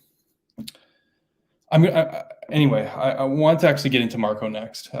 Big part of what look at the stream, because Marko is kind of an interesting one, is that this lazy loading techniques are something that's much more recent. And essentially, Marko is actually kind of old. And I don't mean that in a bad way at all. It's just Marko's been doing this stuff since 2012-13 time period, and in some ways it's not as advanced on the lazy loading scenarios, because like it's a different problem to solve. Instead of like cut by 1,000, right, like we've been talking about with Qwik or even Astro's lazy load, what if you just looked at the page and was like, this is stateful, this is stateful, this is stateful, and just did it almost like Astro's islands, but just did it with a compiler. That's Marko today. Marko tomorrow, I can probably add a number 10 on the list here, but Marko today is almost just look at your code and find the islands. And now, what is the difference between that and islands, really? Because the term here that this gets is partial hydration. The two approaches that we talked about just now, 7 and 8, technically partially hydrate, but they're not really classically partial hydration and where the term came from originally was essentially just not sending all the JavaScript down. That's what partial hydration is. And obviously the other two do accomplish that, but in slightly kind of different ways. Mostly Astro does it by manually saying where the boundaries are, and Qwik does it just by chance that you don't actually, there's nothing to interact with on a static component for you to load it, essentially. They kind of get it from that. But the approach that Marko took right from the beginning was, what if we used a compiler to look at your code and then decide what was stateful? And then you don't write the islands, but we do, essentially. So what does that look like? I've got another example here in code. So let's look at that. Not that one, this one. All right. Now, some of you probably aren't familiar with Marko syntax, and that's fine. But essentially, I've got my Hacker News demo. It's always my favorite demo for this stuff. And we're almost back at Astro again, where we have some pages using file-based routing. Looks kind of similar to Next or anything else you've used, right? And the key part is kind of like our I'm going to start here. There's a kind of like our Astro example. There's some code I got at the top here, and then we just have some markup. And this layout is actually this layout component, which is just our HTML. So in some ways, you're already kind of seeing a similarity to Astro, because it's like it's essentially just, you know, some HTML. The difference between Astro and Marko is that it just continues to be the same thing, right? We have some code here to pull some page data. We have a await tag similar to Svelte's await tag in a sense, where you can just like pass a promise in, and this promise get stories is from, you know, an API, right? Which is just some JavaScript functions that I exported all, you know, ES6, kind of used to this stuff. And essentially, you can just lay your Marko components in like this layout or whatever, or, you know, these built-in ones and whatnot, ifs and else's, just like anything. Basically, you're just building a single app experience. You just like call some API calls, build some components.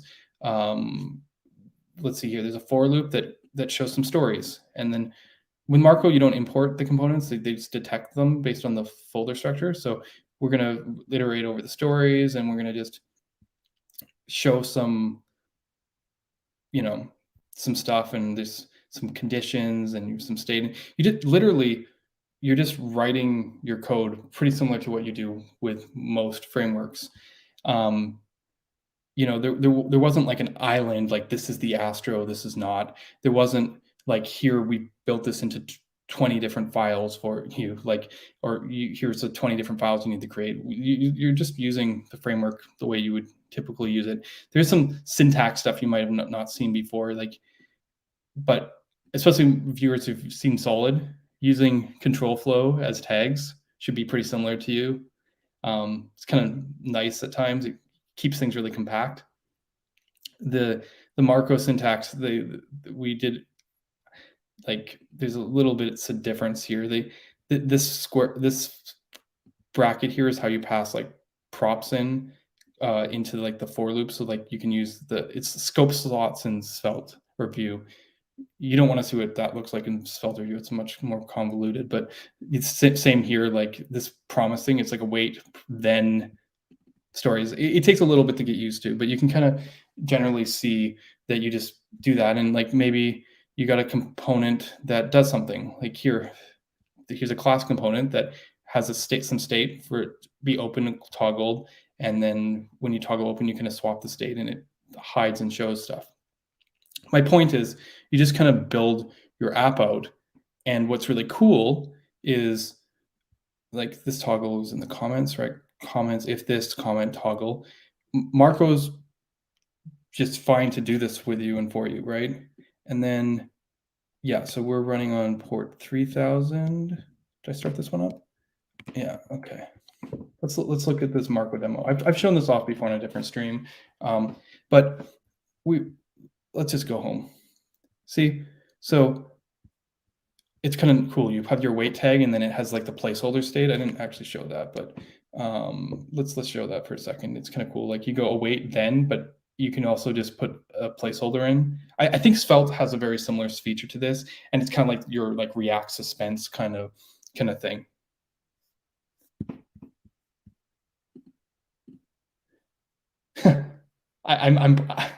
That's a great question. I'm purposely being vague here because my point is you sort of don't care. Is this server rendered? Yes. So you're rendering a walkable, cacheable HTML page. Let's continue. I'll try and answer this a bit better for you. But essentially, you saw we can just import our JavaScript. We can just do typical stuff. Here's our loading state. So we loading it, and then we load the page, and we click more, loading and loading the page. Hopefully you can see this, switch the category, and works pretty good, right? Hacker news, no big deal. So what's going on here? Well, first of all, this is an MPA. I love using this Hacker News example is because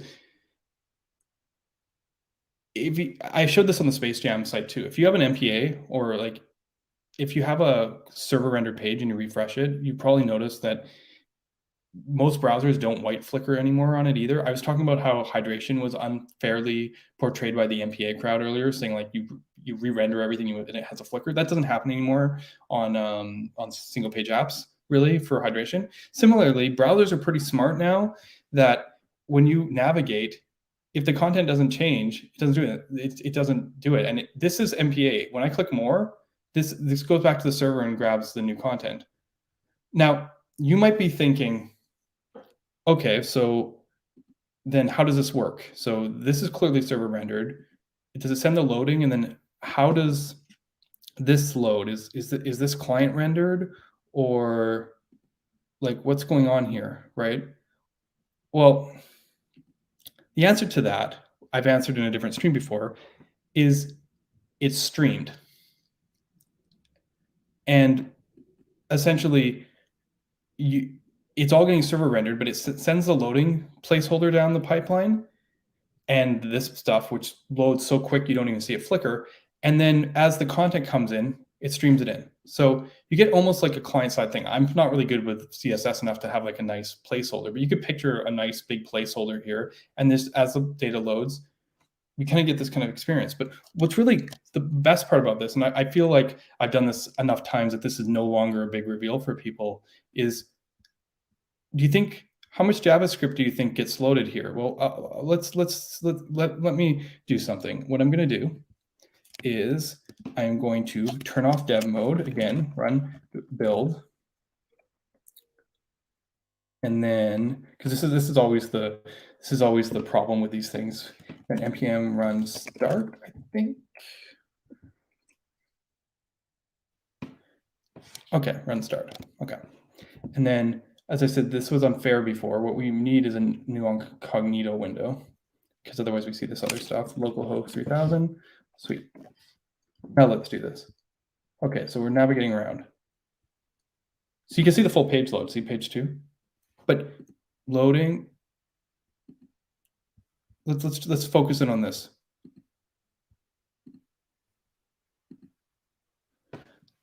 I love showing this off because this is giving you a client-side loading experience with loading states and stuff. You could have content below it, you can have placeholders and all that stuff, and it's not loading any JavaScript. And that's because it's streaming. And as the point of this cast isn't so much about streaming, although streaming is pretty cool, and I already mentioned that it's probably the single most important thing that can be done to optimize single page apps these days. React's working on it. Obviously, Solid has a version of it. Okay. So yeah. Do you want to see? I'm gathering you want to understand what's going on a bit. Let's see if we can actually see the HTML come in here. nothing too fancy here. It's just streaming our view and our page and stuff. But at the end here, I won't be able to show this fast enough. You see this div here that says display none?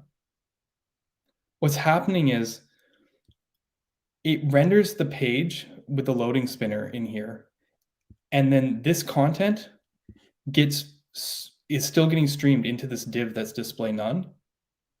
And this small little script that gets serialized here, which there is JavaScript just for this. If it was in order streaming, there isn't JavaScript actually, but this small little chunk of JavaScript just tells it to grab the content of this div and insert it where that placeholder was. So there is JavaScript running. It just, there is no bundle. And the power of this, I mean, streaming obviously adds a different dimension. Is because this is all communicated via HTML, essentially. The island, this is not a boundary for an island, is what I'm getting at. If there was something stateful inside here, something that would need to be an island, then we could ship the JavaScript. But nothing about this needs the Marko runtime, essentially. So we can continue the island splitting even into the stream, so to speak. This is not a boundary. This does not need to be an island.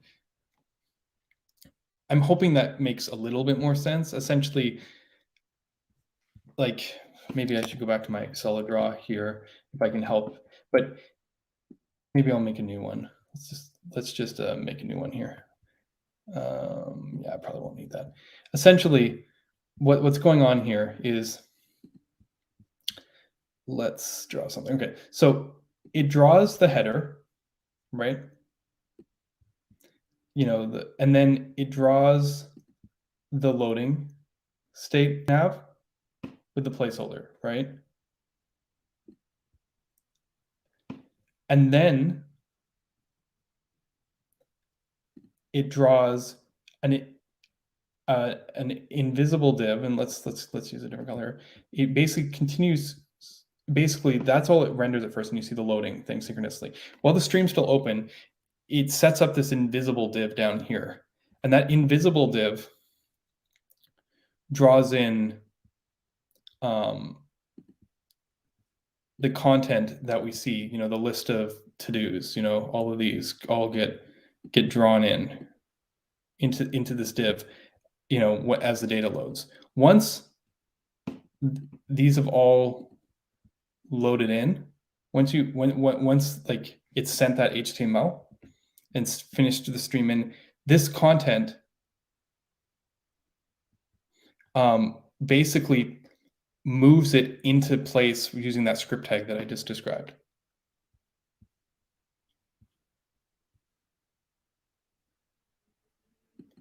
If you view the original source, preferably with formatting, you should see the stream source order and can show where the scripts are moved, are to move the content around. So are you talking about using it in dev mode?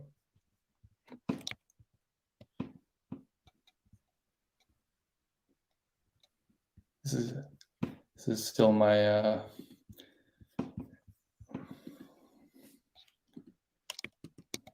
see here. The other option I can do, let's see, is,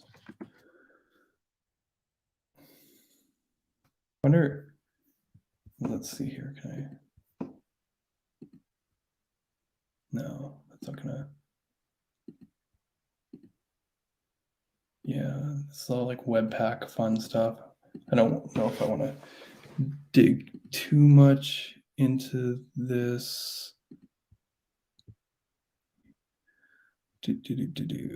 Not fun. Oh, God. Sometimes I'm dumb. This is why I have smart people on the stream.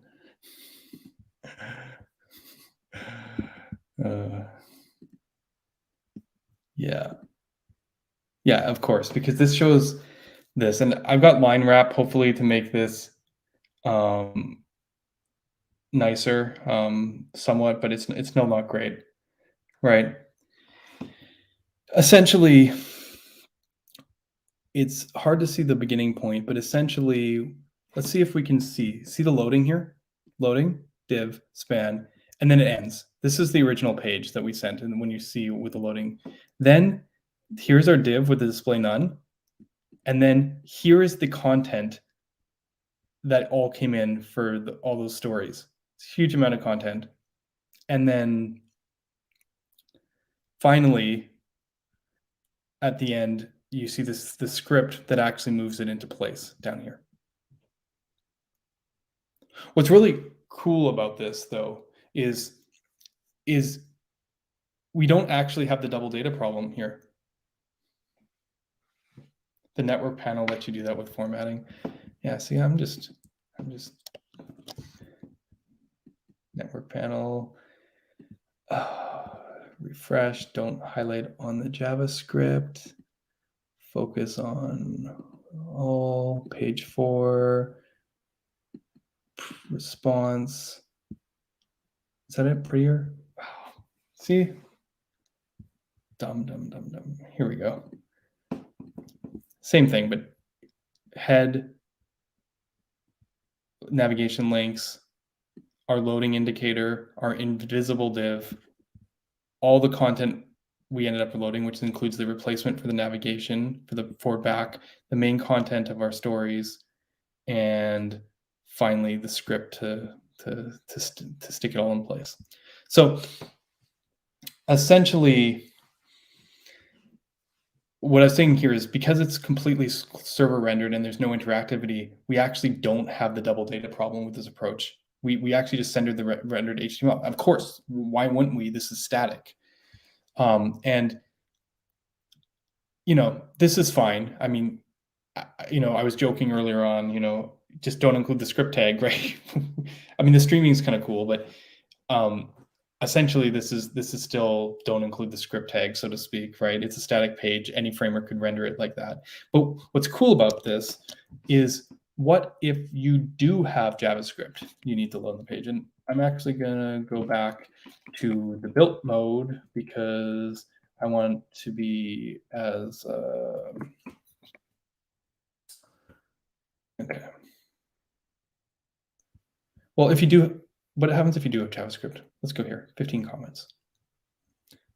Now we do have JavaScript, and we actually loaded Marko, which basically 13 kilobytes. We are working on making it smaller, and some code for the specific page, which was 1.5 kilobytes. And what is that code? It's our toggle to hide this one comment here, essentially. And now that we have this kind of set up, you can see we don't actually need JavaScript for all this. And what's really cool, and this is something I wanted to show, is kind of show off, and I mentioned it earlier, is that essentially Marko knew to only include that toggle because it's the only component that I've showed you so far that has a class in it. Sure, there's some code that does some formatting and that calculates pages and helps with the routing, and we have all this logic. But Marko's like, well, the only thing that actually is stateful is this class. So going back here, you might be looking at this and going, okay, that's great. What does the page that we send actually look like here? And let's do this again. For this one, we actually do still stream in the content, but there's a difference. There's no placeholder here, and it's not out of order. So you can actually see the content actually come in exactly as it would. The only reason there's even that script tag is to help set these toggle hydration points, basically these hydration routes. You can see the comments in here, hopefully.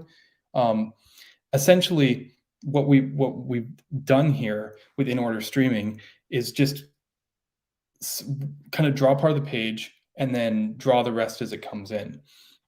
And again, this can be all done without JavaScript. The only reason there is JavaScript is because we have all these little comment markers. But the cool thing here is I still don't have the double data problem because these comments are server rendered, even though technically they're recursive, and they can be compacted. Let me show you what I mean, because like there's comments inside that toggle, and if you this is too shallow. Let's get a hot story here. Something with like a ton of comments, 250. I'm sure, yeah, like this one, in this one, in this one, in this one, but we actually don't have the double data because we're actually doing all the fetching on the server, and we do something a little clever here in that if you look at the comment, toggle is stateful, but its children here in the for loop are not. We know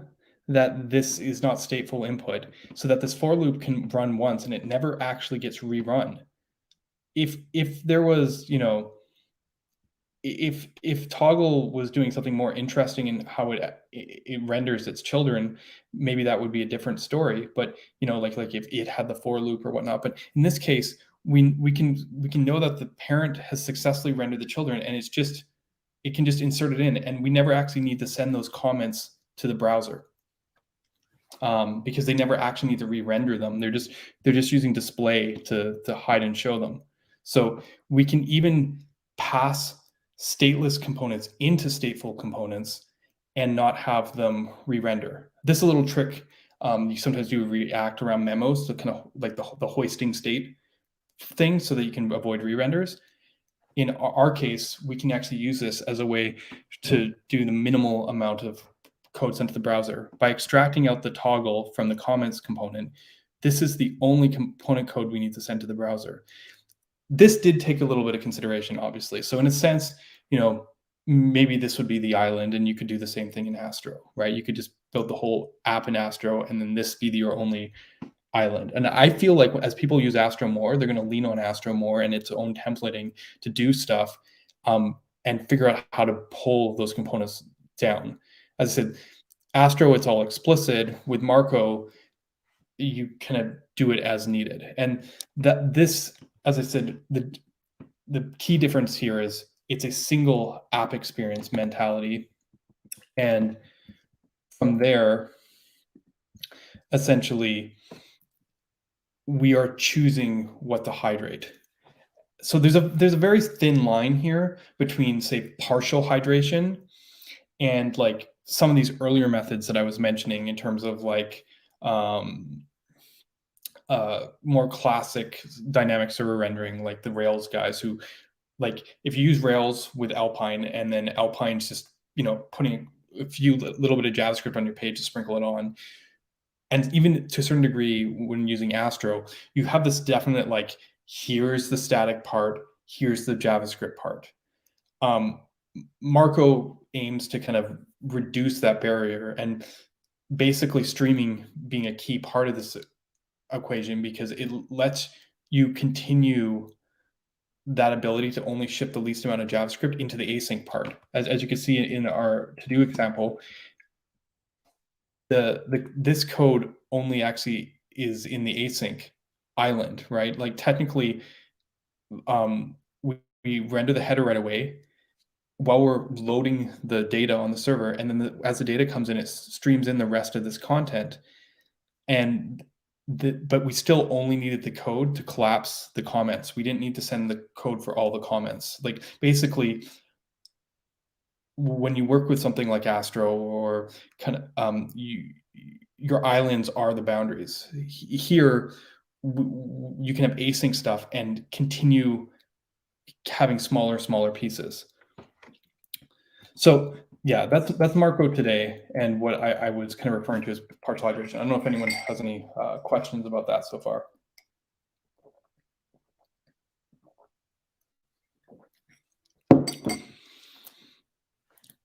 So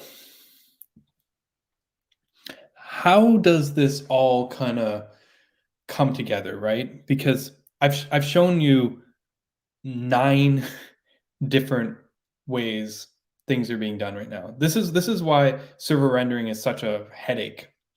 Someone requested on Twitter, was it Magnus, like a while ago, that like he saw this great video where they showed 3 different methods of server rendering with Rails and explained how they ended up turbo links. It's like this best of both worlds scenario. And I was like, yeah, that's not a bad video. I just missed the other 6 different ways that we can approach this problem. If you look at the small slice, you're only going to like consider those in the realm of solutions, because basically out of all of these solutions, only a handful of them keep both the vision of single application and the ability to kind of optimize at this granular level. Ship less components, going back to my original to-do example, make it more relevant to, where you fall in the size measure. And basically, I would say dynamic render with update panels, or whatever you want to call the turbo links view approach today, that is like, or Phoenix Live View, that approach is like everything is server rendered. Even if you interact with something in the client, you can kind of view it as server rendered. And sometimes that's clunky. I said Richard Harris's video showing GitHub and stuff is a great example of this kind of thing. But essentially, you still kind of get to a point where it feels sort of consistent. Like they do still bring in Alpine because it's clunky. Like that tells you that or Stimulus, it tells you that it hasn't quite covered the gap properly, like completely, but it's pretty close. On the opposite end, you have these MPA frameworks, essentially making everything JavaScript and then figuring out ways of not sending that JavaScript. So it's like the opposite. You have, and in a sense, because JavaScript is always needed in the browser, that's the one constant here. That might be the only way to actually achieve,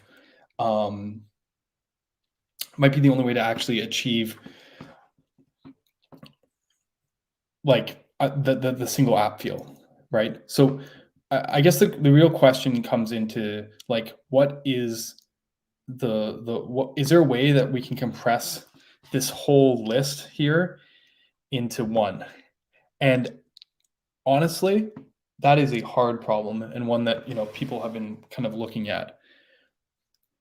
And I think each solution has elements of what we want to see. In a sense, those turbo link panels approach of routing and being able to do return to server rendered pages has a lot of the same benefits we see from streaming.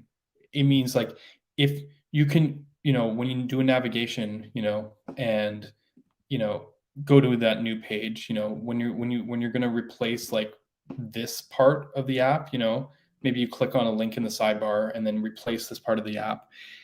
It might make sense to go to the server, because then you can partial hydrate again. See, the challenge, and this is a bit like React Server Components when you think on that side, because the challenge with a single page app is this. Once you know it is going to be rendered on the client, you need the code to render it on the client. So if you use client-side routing, you need all the code below that point. Like if you have navigation here and a footer and header, in theory, even in a SPA, if you never re-render this, you can just leave it. But you need all the code underneath this panel that I just highlighted here if you can navigate away and re-render it. And if you need all that code, there's no partial hydration. Partial hydration in a single page app in a pure sense is just not a real thing. As I said, Qwik's out of order thing works nice way of being kind of transitional, because you can like not load the JavaScript initially and then maybe load the router when you need it. And then, but when you go to the next page, hopefully you preloaded everything, because otherwise this section might do 1,000 requests on you. On the flip side, so the common practice in single page apps is to client render this and just fetch the data. But as I said, you need all the code to render this. So is there a happy middle ground? Probably. But it looks like pretty challenging. As you can see, just turning on and off the JavaScript, like ls next or svelkit, isn't necessarily addressing the challenges here of actually trying to figure out how to reduce the JavaScript of these kind of sections or pages.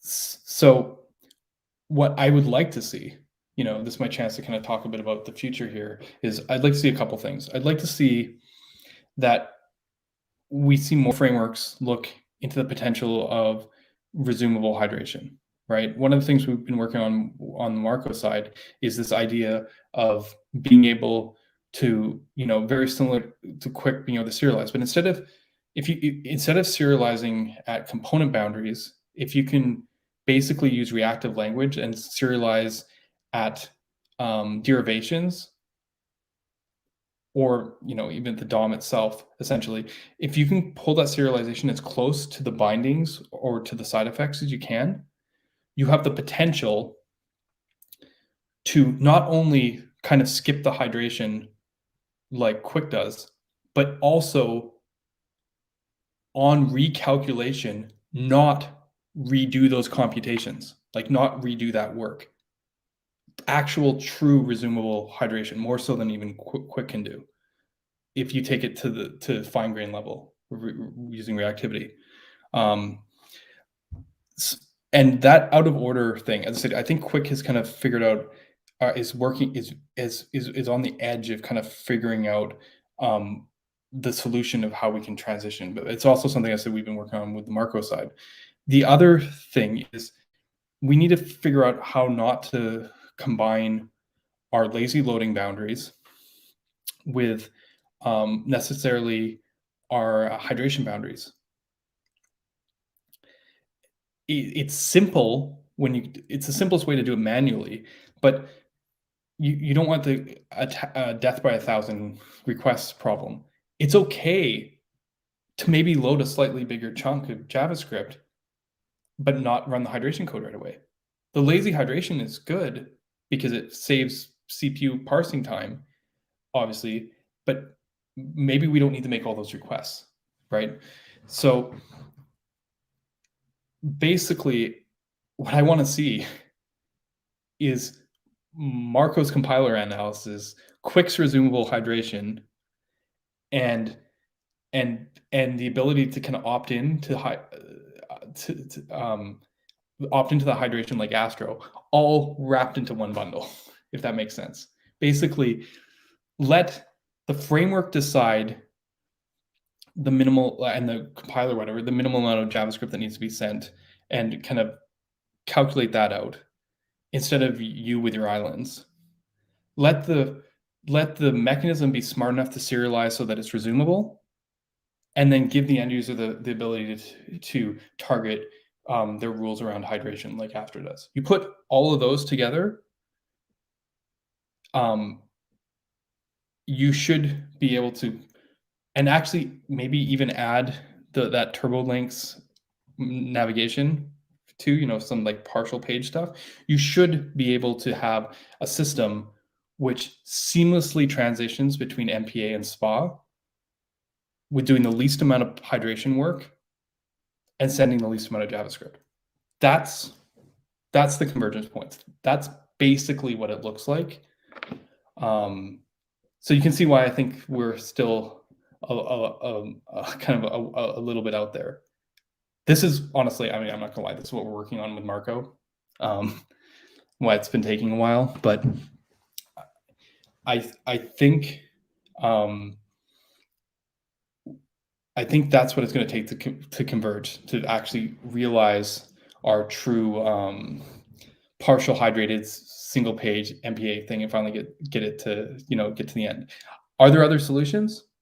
Maybe, and that's something that I've been looking at also on the Solid side, because the truth of the matter is the hardest part of that whole, if you think about it, being able to do that resumable hydration in a way that doesn't completely kill the developer experience, kind of get away from, Qwik's current like 50 files, takes a smart compiler, right? And I mentioned with Marko before, we're doing similar kind of code splitting, but we're slicing it the other way. Our components are being sliced by like granular dependency graph, like a reactive graph. And in order to be able to do the analysis for state, to know what to send to the browser or not also needs a really sophisticated compiler and analysis, the one that we haven't seen before. That's a lot of work. And I said, I'm only aware of one framework that's working on that. And then obviously the manual hydration stuff that Astro does is a lot simpler, but you can, so any alternative from the more SPA type approach to kind of meet in the middle is going to take figuring out. Obviously, you could do the Astro piece a bit, but you need to figure out a way of breaking the components apart like Qwik. That's the only other option, as I said, and do it in a way that doesn't completely kill the DX. Now, Vue has actually been doing some stuff here, if anyone's kind of interested to know about that, because like Solid, they split the static parts from the dynamic parts. In their case, it's VDOM nodes, not string templates. But he's been finding strategies of not sending the template to the browser initially and then sending it as needed. So lazy loaded templating, it might be an approach that a SPA can work on, but you still need, it's all about routing. You need to figure out how to reduce the impact of routing in your application. And that's a fundamental change that I don't think current SPA solutions are looking at or really there yet. So we still have more work to do. As I said, I suspect that an MPA framework will get kind of bridge the gap first, but that's the space, that's the domains. These are the methods. This is the game being played. This is what's going on. Okay, almost done my drink, which means if there's not any questions, we're almost at an end here.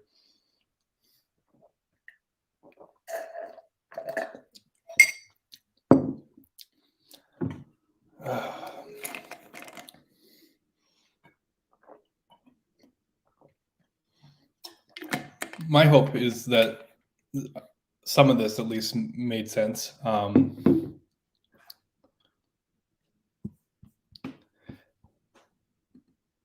Yeah, I mean,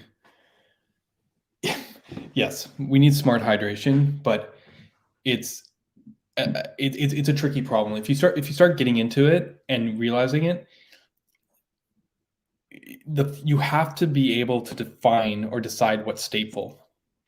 One of the reasons that a lot of the like design decisions in terms of like at least we have stuff like hooks now to kind of indicate statefulness. But if you look at Marko, it was able to how should I put it? It was able to look at those. Where's the code? It was able to kind of iterate over things like stories. Is able to iterate over things like await tags and for loops and know that those are only on the server, right? And in a sense, the heuristic here is really simple because it just looks for a class component. But if you consider like React hooks and use state,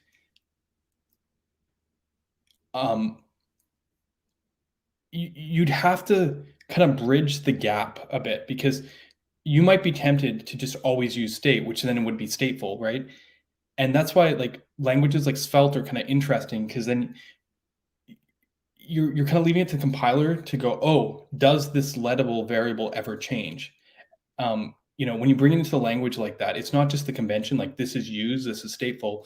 You can actually do analysis and be like, oh, this actually isn't stateful. But in order to do that, you have to actually know your whole app. You have to walk through the components. You have to do that. And that's actually what Marko does, a cross-template analysis approach that we brought into the compiler Marko 5 and will be in the next version as well, where you can actually like go, hey, child template, what stuff is stateful, and actually choose which inputs to import, essentially, like what functions to call. It's nuts. But that's why when people ask me about partial hydration and Solid, I'm just like, we're not going down the Marko path right now. That's going to take years of effort.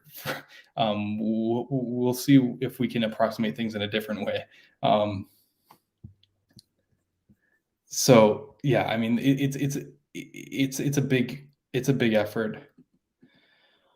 Whew, yeah, God, that's a hard one. I mean, unifying it all, we're a couple years off. Like, I keep on talking about Marko 6, and that is kind of like getting maybe to like 40% part. Like, we're focusing on some of the things that are important to us and important to eBay and important to like in terms of like, we're still focusing on the MPA focus part of it. Like, we're going to make MPAs as efficient as possible. Taking that final step from MPA to SPA is like the next step. So as I said, and this is going to be true about Qwik too, or even Astro if they follow along this path, is there's enough business and value to things like e-commerce that optimizing the MPA case is definitely where this starts. We can look at we can look at seeing how we can bridge the gap with SPAs, but I feel like we're going to optimize MPAs first, at least from this approach. Yeah, so I would say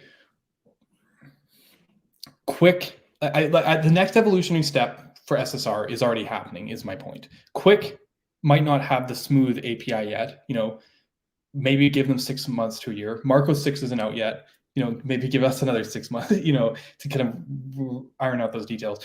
But what what you're seeing right now is the even React server components, like, they're all kind of just in that range where we have working prototypes. We know the approach works, but there's a lot of details to actually make them consumable, right?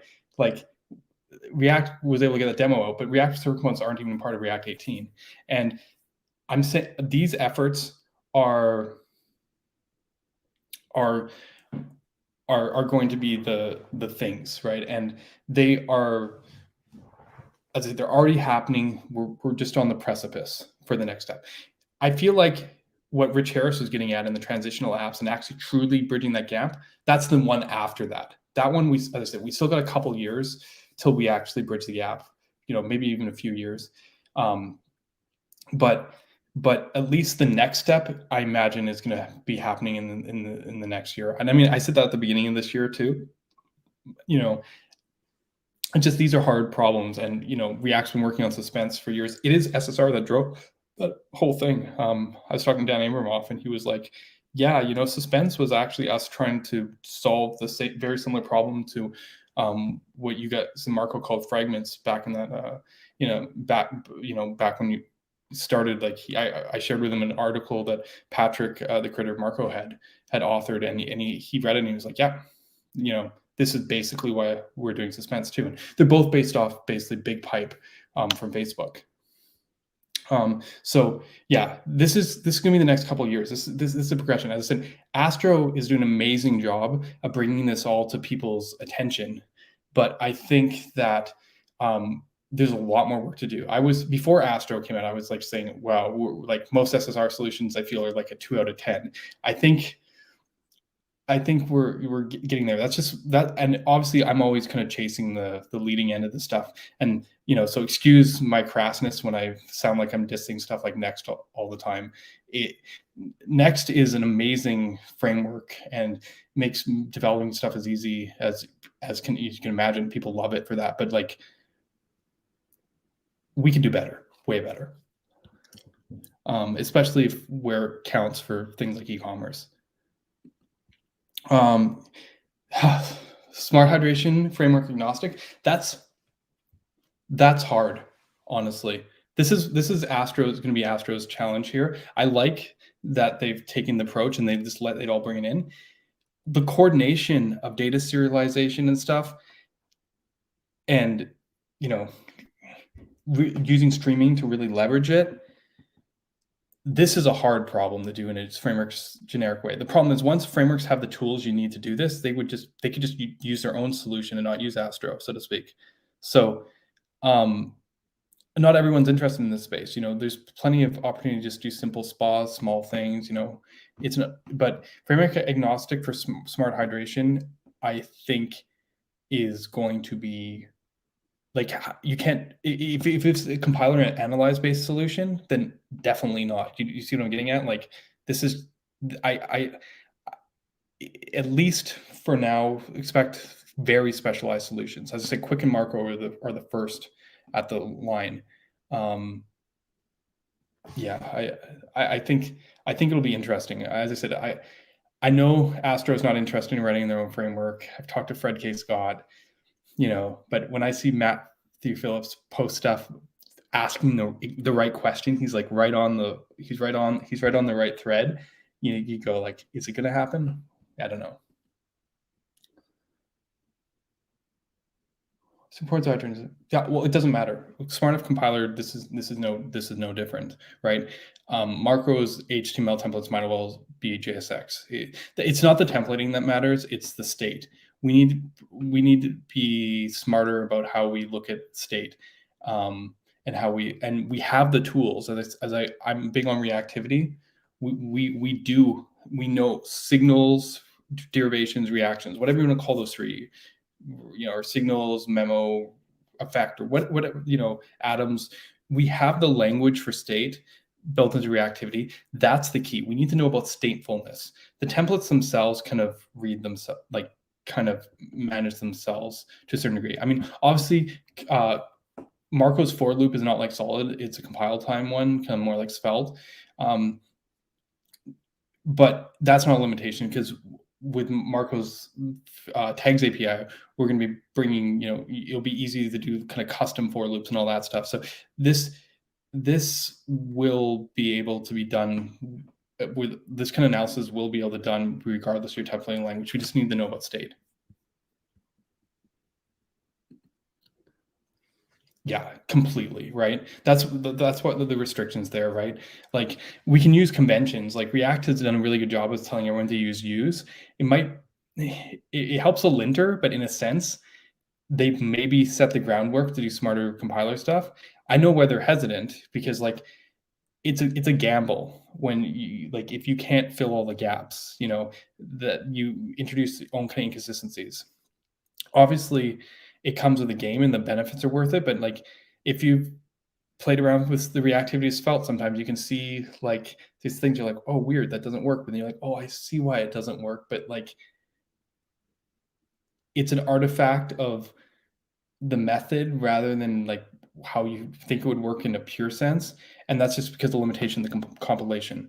But to combat that, you make your templates syntax, you make it more analyzable, more limited.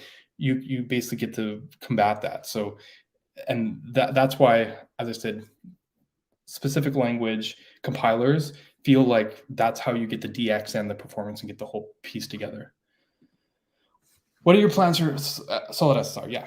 So I have this blessing and curse of being aware of what Marko is doing, which both gets me excited and gives me incredible ideas, but also makes me like incredibly depressed, as knowing that like I've been looking at this, I've been looking for like 2 years now, but building each piece along, and I'm like, where I'm at with Solid and SSR in some ways is like where Marko was at 6 years ago. Like the gap of doing that, and like it's challenging for me. So I have a more pragmatic approach of how I'm looking at attacking this, and that's that. Right now, we have a pretty good SSR solution.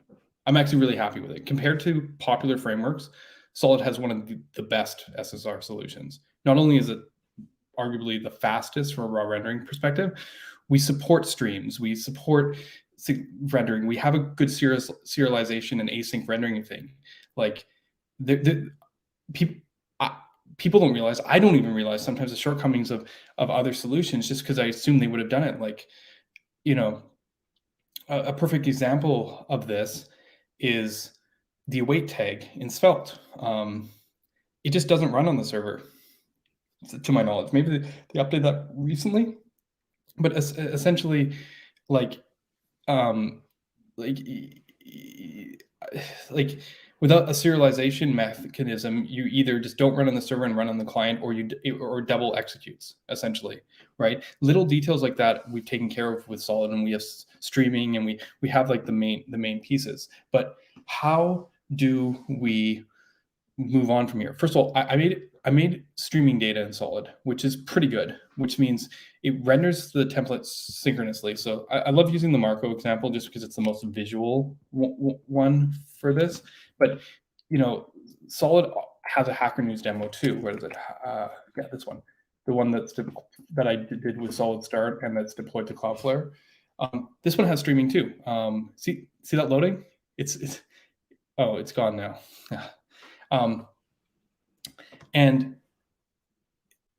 But the streaming is different. Let's use the same trick we did with Marko, and to really understand what the difference is. The reason this is so fast, and part of the reason I absolutely love it, streaming and MPAs, this whole story gets way better when you consider the cloud and serverless. Think about it. The latency for your page load is shorter when you're on the cloud or edge, but maybe you're now farther from your database. That doesn't matter. Respond instantly with your MPA. People aren't really paying that cost much. Have the HTML stream in, so even if it's taking longer, you still get that client loading state, and you don't load the JavaScript. It's just win-win. Obviously, Solid is a spa here. It's not a big spa, right? Like if you look at the JavaScript load here, when we reload this page, it's like 13.7 kilobytes. Like no one's crying, but it's not 0 kilobytes, right? But if we look at all the stuff, we look at the page. Let's look at the HTML here. Maybe try and blow this up a bit more. We have our HTML that's rendered and some stuff. And this is blown up. Now we see our hydration script. So you see the page up to the loading here, right? Okay. So this is our nav, and we have more hydration markers than Marko does. This is something I didn't optimize at the beginning, but it doesn't.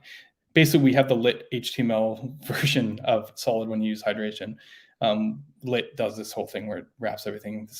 But essentially, we have our script here, which is the what I call it, the hydration script that we load kind of inline on the page to kind of handle it.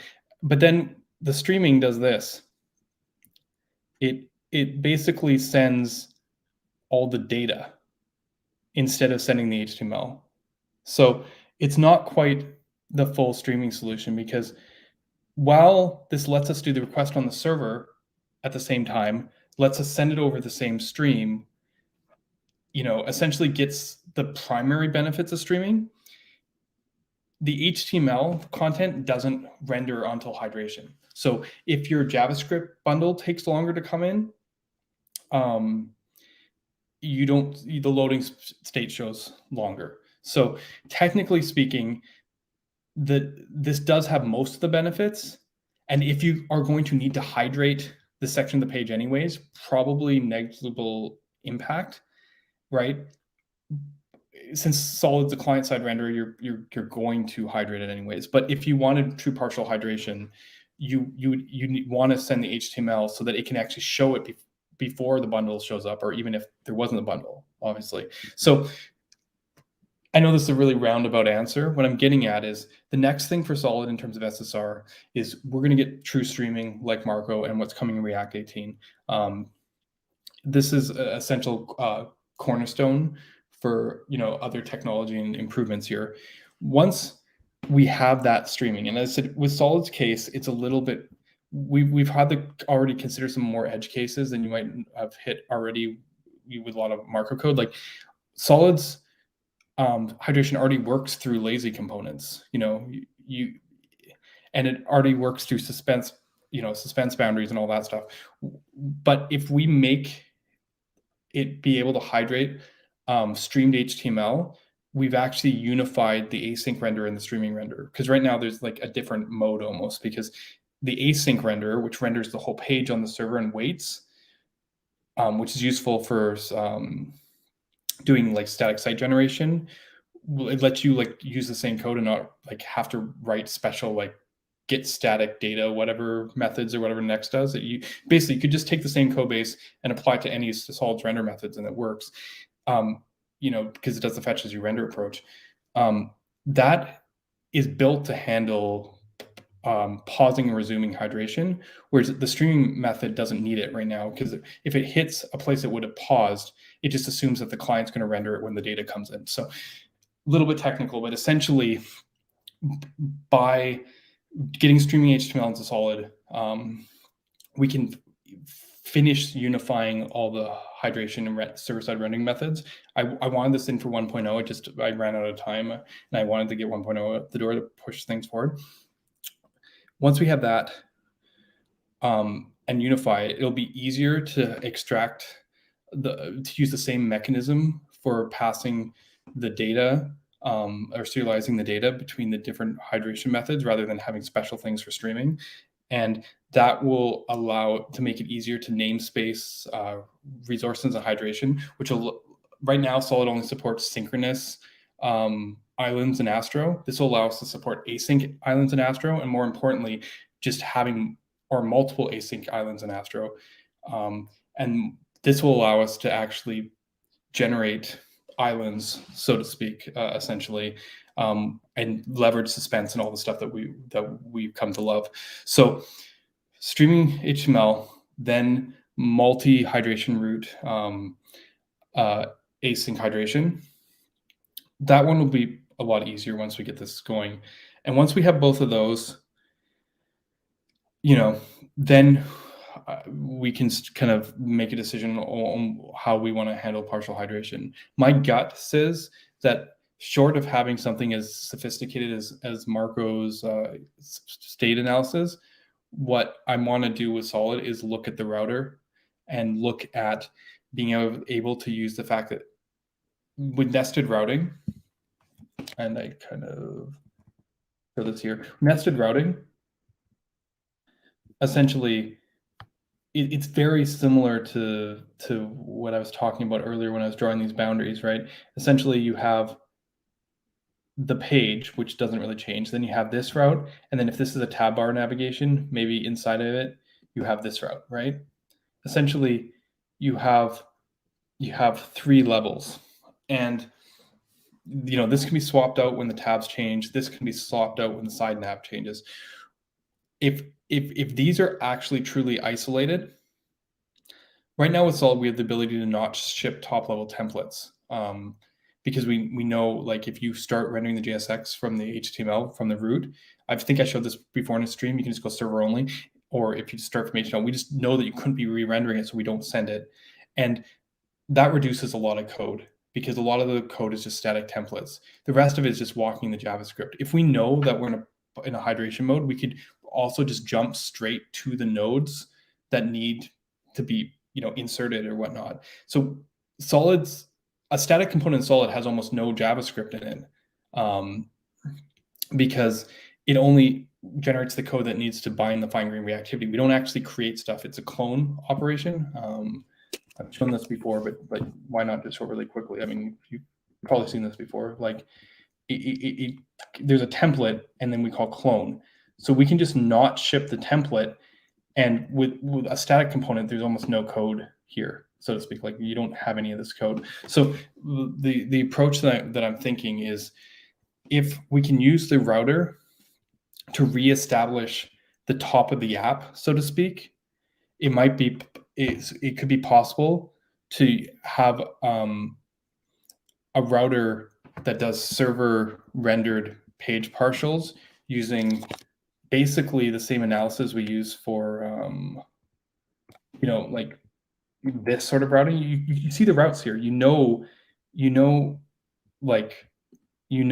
what the structure is. You know what the nesting is. And in Solid, we have these data components, which I talked in the last session on routing. You could essentially know what the data is, know the nesting of the routing, and essentially look at, for big enough navigation, doing this sort of not sending the top level templates and basically starting our page over again as a way of almost simplistic partial hydration. It's the best way to put it. It's not fully partial hydration. We just figure out how not to send the top level templates at each nested route level. So basically using the router as a way of reducing code. But essentially, we're still taking very SPA first. I feel like this approach is the best way to kind of try and bridge the gap from the opposite side, from the SPA side. I don't know if people are working on this as much, but that's the part 3. But the truth of the matter is, tying this all together, we have to decide at what point that level of optimization is worth it, essentially. Because if we have streaming, we have a small size already, we have to evaluate that. But as I said, that's 3 stages for me to get to with Solid. So that's probably a couple years out to fully realize that whole picture realistically, right? We'll get streaming pretty quickly here. We'll get the other hydration stuff, but I think it all kind of fits in the same timeline, so to speak. So I'd say we at least 12 months till you start seeing stuff come together. But yeah. Whew. Okay, that was a great question. I suppose in answering that, people have had plenty of time to ask any other questions, but feel free to shoot right now while I'm here. I'm actually been trying to. Yeah, I mean, yeah, it's also because these are tricky problems. Like, I'm speaking pretty high level here, but I just know from working through them that there's so many edge cases.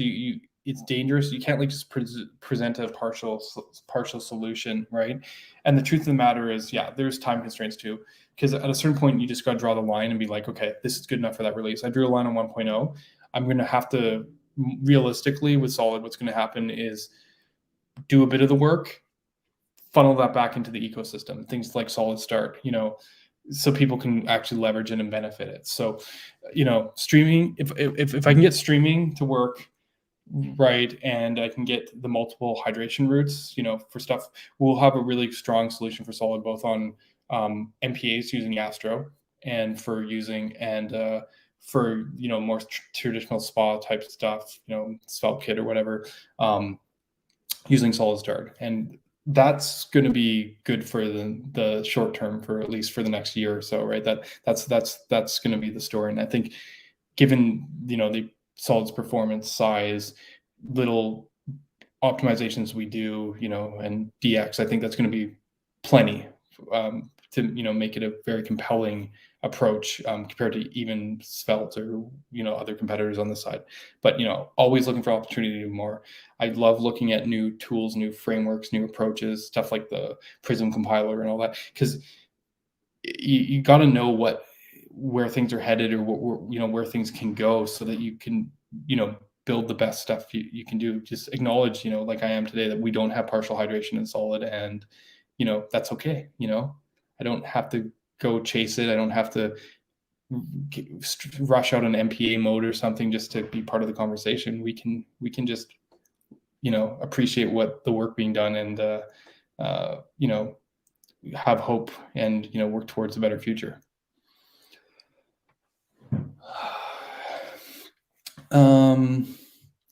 Yeah, I mean, besides that, I'm always looking for ideas for streams. I'm thinking maybe I can get some guests from the ecosystem on to kind of talk about different topics with me in the future. I've been covering a lot of in-depth stuff with Solid, which obviously is great, but it also, at a limit. I was on the Discord earlier trying to figure out, what can we cover. One of the suggestions was like let's make Alpine JS in a stream, or like Petite Vue, because if you already have a reactive system, building something like that is, maybe a few hours work or something. Can I get a SketchUp?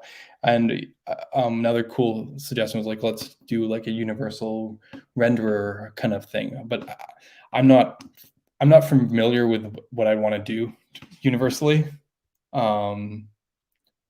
So federation. Oh, do you mean like module federation? Did you see Jack Harrington's videos where he's basically created a really quick way to do micro front ends using module federation? I think it's worth checking out, and it's kind of interesting. It is interesting to me. I can dig into this one for a minute too, because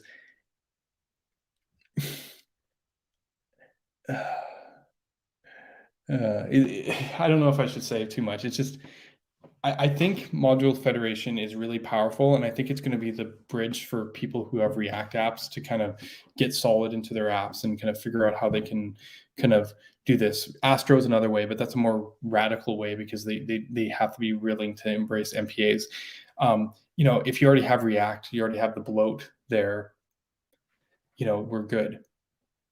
That is why I didn't want to talk. I actually have concerns that module federation is just the wrong solution altogether. Mostly, like,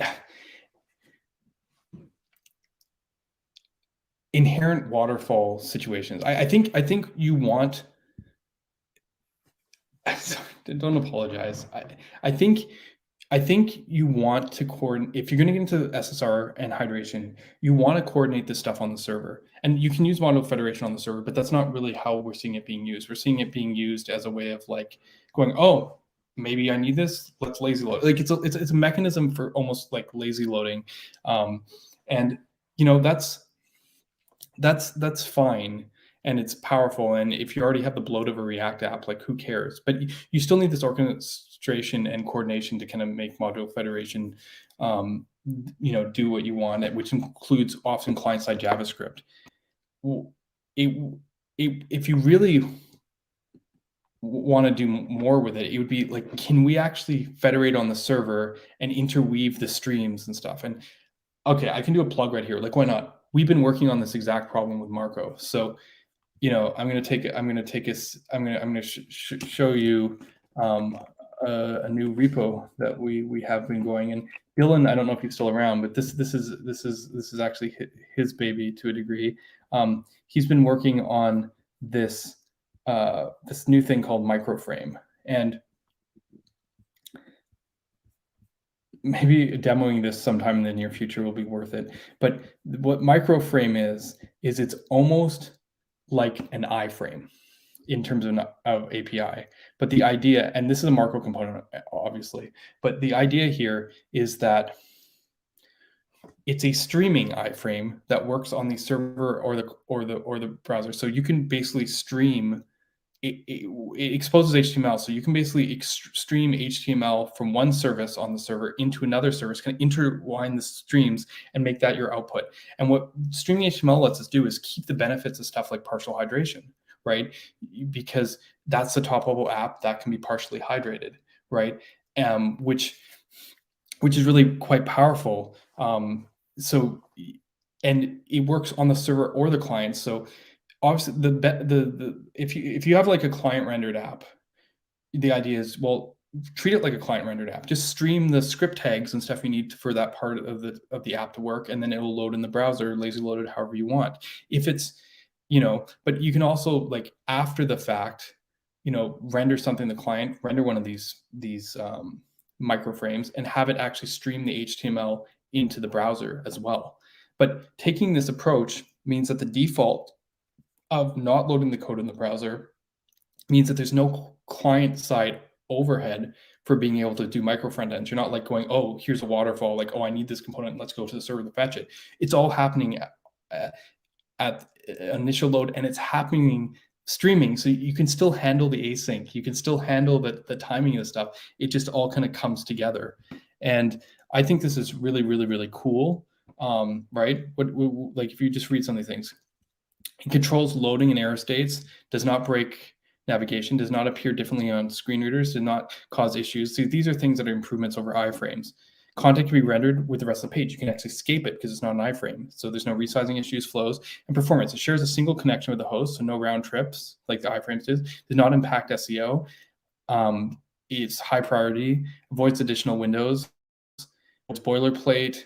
Like this solution is just really quite cool, right? Obviously, if you go into micro front ends, that's what this whole warning is here. It's like, you know, you have to do a bunch of, you know, you now have to manage multiple services. It's definitely an overhead. But what's cool is like this still works with stuff like module federation if you want to, have a way of, you know, choosing which modules and getting all that deduping stuff if you want. But essentially, if you make the interface HTML, you have a really powerful way of just doing micro front ends.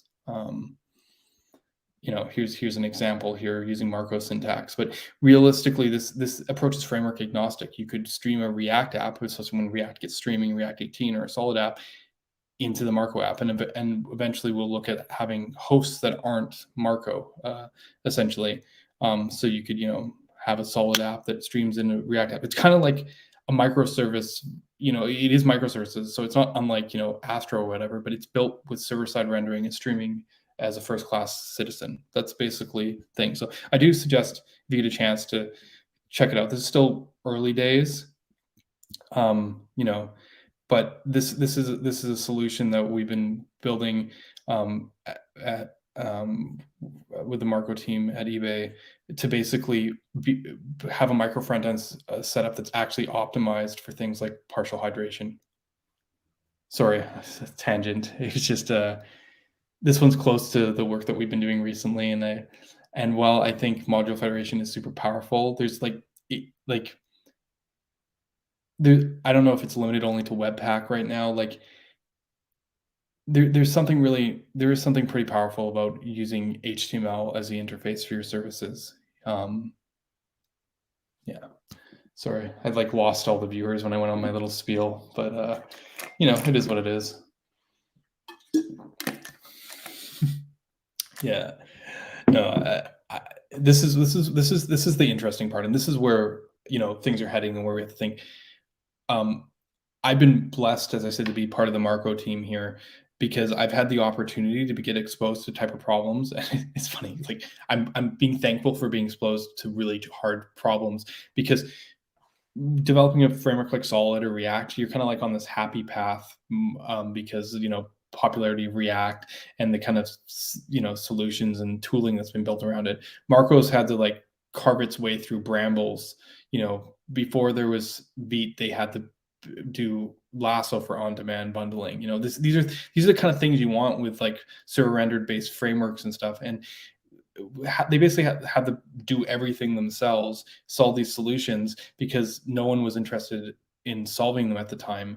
And so the exposure we're seeing here is just only positive. You know what I mean? Like having Astros and Qwiks and stuff, and React adding streaming. You know how big that is?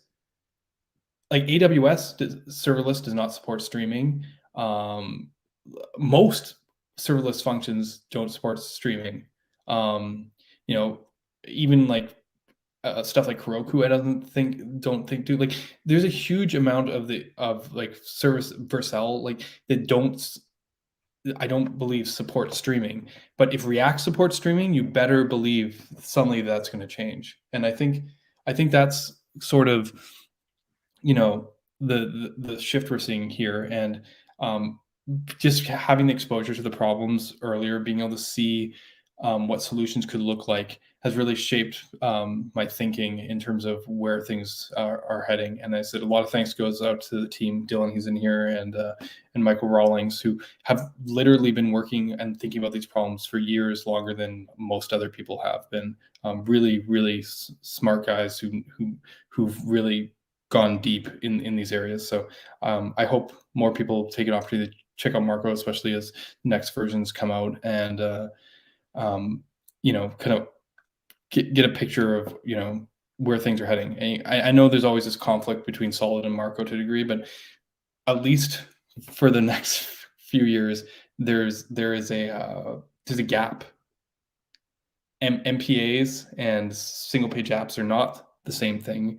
As much as we want to tell this transitional stories, there's a chasm. I feel sometimes like when people are on the SPA side, they're right. They look at the old guard of the MPAs and they're like, these guys are completely in a world where we're just never going back there again. And they're right. But I think they're also kind of doing that thing. It's like if you've ever climbed up a tall hill or a mountain and you can see the next mountain on the other side and you're like, oh, sweet, just go there and then we're almost there and then we're there. And what they don't realize is there is actually a valley in between the two mountains.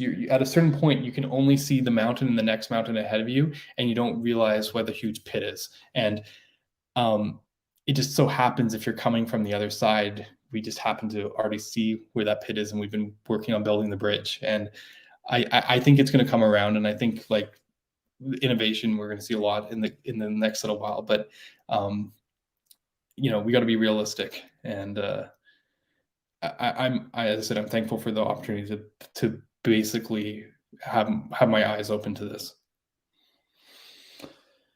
All right. I think that just about does it. I don't know if anyone else has any questions or whatnot. We'll probably talk about these kind of topics and subjects forever, but there's always the other streams. I said, if anyone has any ideas for streams, things they want to see, please, tell me in the chat. Go to the Discord. What's the cheesy line everyone says? Like, follow, and subscribe, or whatever. I just I'm gonna keep on making content the best I can, and hopefully you all continue to enjoy it. All right.